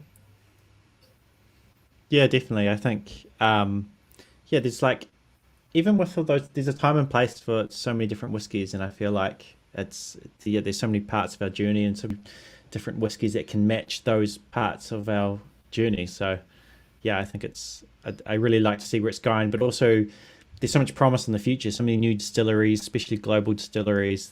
It's going to be exciting for all sorts of places. Yeah, we're looking at New Zealand now as well with Cardrona and other things coming out of there as well. There's no reason why you can't make amazing whiskey, because you're basically an inverted Scotland, let's be honest. Yeah, it is.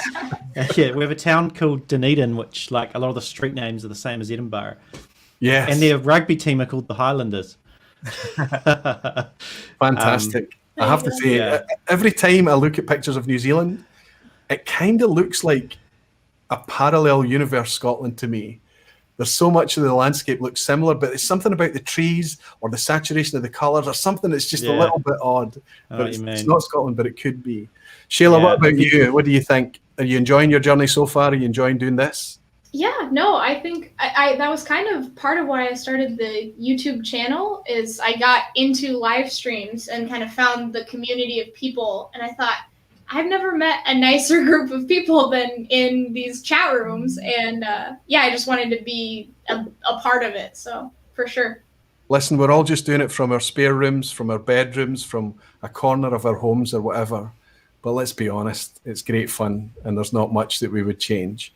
I'd just like to say thanks to everybody that joined us tonight. Still well over 200 of you in right at the dying end of the stream. And it's that kind of love and support and fun, the reason that I love turning up every Thursday night. Well, Phil and Deepa, you love turning up. You do Thursday night as well. You also go out on the weekend, Saturday, is it? Yeah, we're just before you on Thursdays and Sundays, which is actually Sundays. 1 o'clock in the afternoon for us.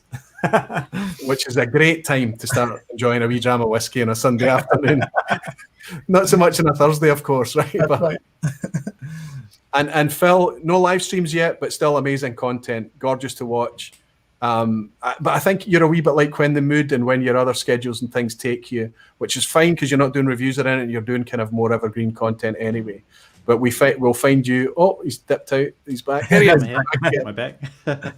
We'll find you at First Fill Whiskey. Channel's going great guns. Anybody that just likes easy to watch, well-made content, go off and give Phil a wee sub as well. Phil, fantastic. And Shayla, Thank you very much. when can we find you? Whiskey Central at YouTube. It's whiskey with no E. I will put Whiskey with no E as well. Interesting choice. I'll put links to all your channels and maybe put in some of my favourite videos, such as Phil and Deepa's first ever video in the description box, please. Below, sorry. Please help me raise a wee glass. I'll raise this glass that's got the most in it tonight and say, raise a wee glass to everybody in the community. And thanks to all of you for joining me tonight. And it's been an absolute pleasure, guys. I look forward to having you back again. Cheers. Well, thanks, Roy. Cheers. Thanks, Roy. Thanks, everyone. Slancheva, please stay backstage if you can allocate the time, and I'll raise a wee glass with you offline. Wonderful stuff. Great guys. I hope just how cool they are came across tonight.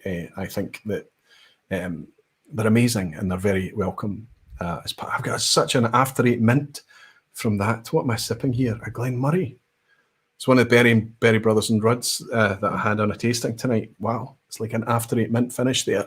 Jimmy Legg is saying 1967 is my birth year. That's how I know we are supposed to be together. He's talking about Klein Leash, isn't he?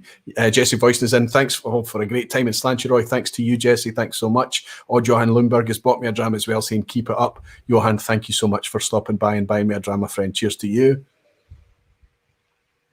Watchman 999 is in saying, heck yeah, in spades. And Donald Pass Whiskey saying, great guest tonight. So glad they came on. Missed most of the live, but we'll watch it tomorrow. Tim, I'll leave timestamps underneath for you as well. Falscraft is saying, thank you, Roy. This was really a good night to spend in front of screen. Good night. Thanks, Falscraft. Thanks so much for stopping by. Peter Box is a wonderful place to hang out. I agree with you, Peter.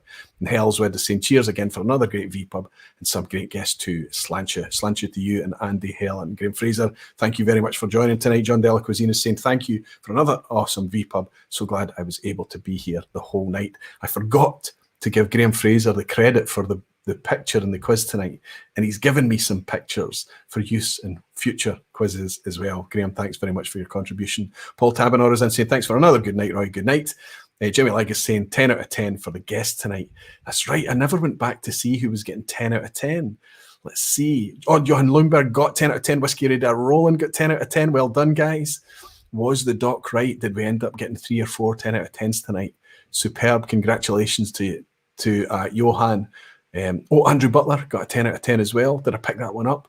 Fantastic. Well done, guys. Well done, everybody. I've had a blast hanging out with all of you. It'll be me probably doing a solo thing next week. It's looking like next week might be the time that I choose to hit you all with a topic called There Can Be Only One. There's a lot of things going around YouTube just now where you only need 5 whiskies and things like that. I think it's a great topic. I think it's a great thing to have you thinking about whiskies. But I'm going to really try and push myself and come up with one whiskey. There will be some caveats, some reasons to choose that whiskey, but it has to be one that you can give to a beginner, that a snob or A whiskey enthusiast or somebody that's been around the houses for years is not going to turn up their nose either. Something that's available everywhere, something that is mature, something that is affordable. All of these things, you can pick one whiskey. It doesn't need to be Scotch, it can be anything, but it needs to be something that can do all of those things. It has to be very good on paper. We can score it on paper, and then perhaps what I'll do is I'll challenge some other whiskey folk YouTube channels, something like that, to see what they come up with. And maybe at some point in the future down the road, we'll have a kind of head-to-head where we have these things set up blind, and we maybe get together and we all sit down and sip what our one whiskey is and put them up against each other. Thanks so much for being so cool and hanging out with me again tonight. I've had another blast. What great guests we've had on tonight as well. I very much look forward to you, welcoming you all, next week again. And until then, you're all very dearly loved. And Slancheva. Cheers.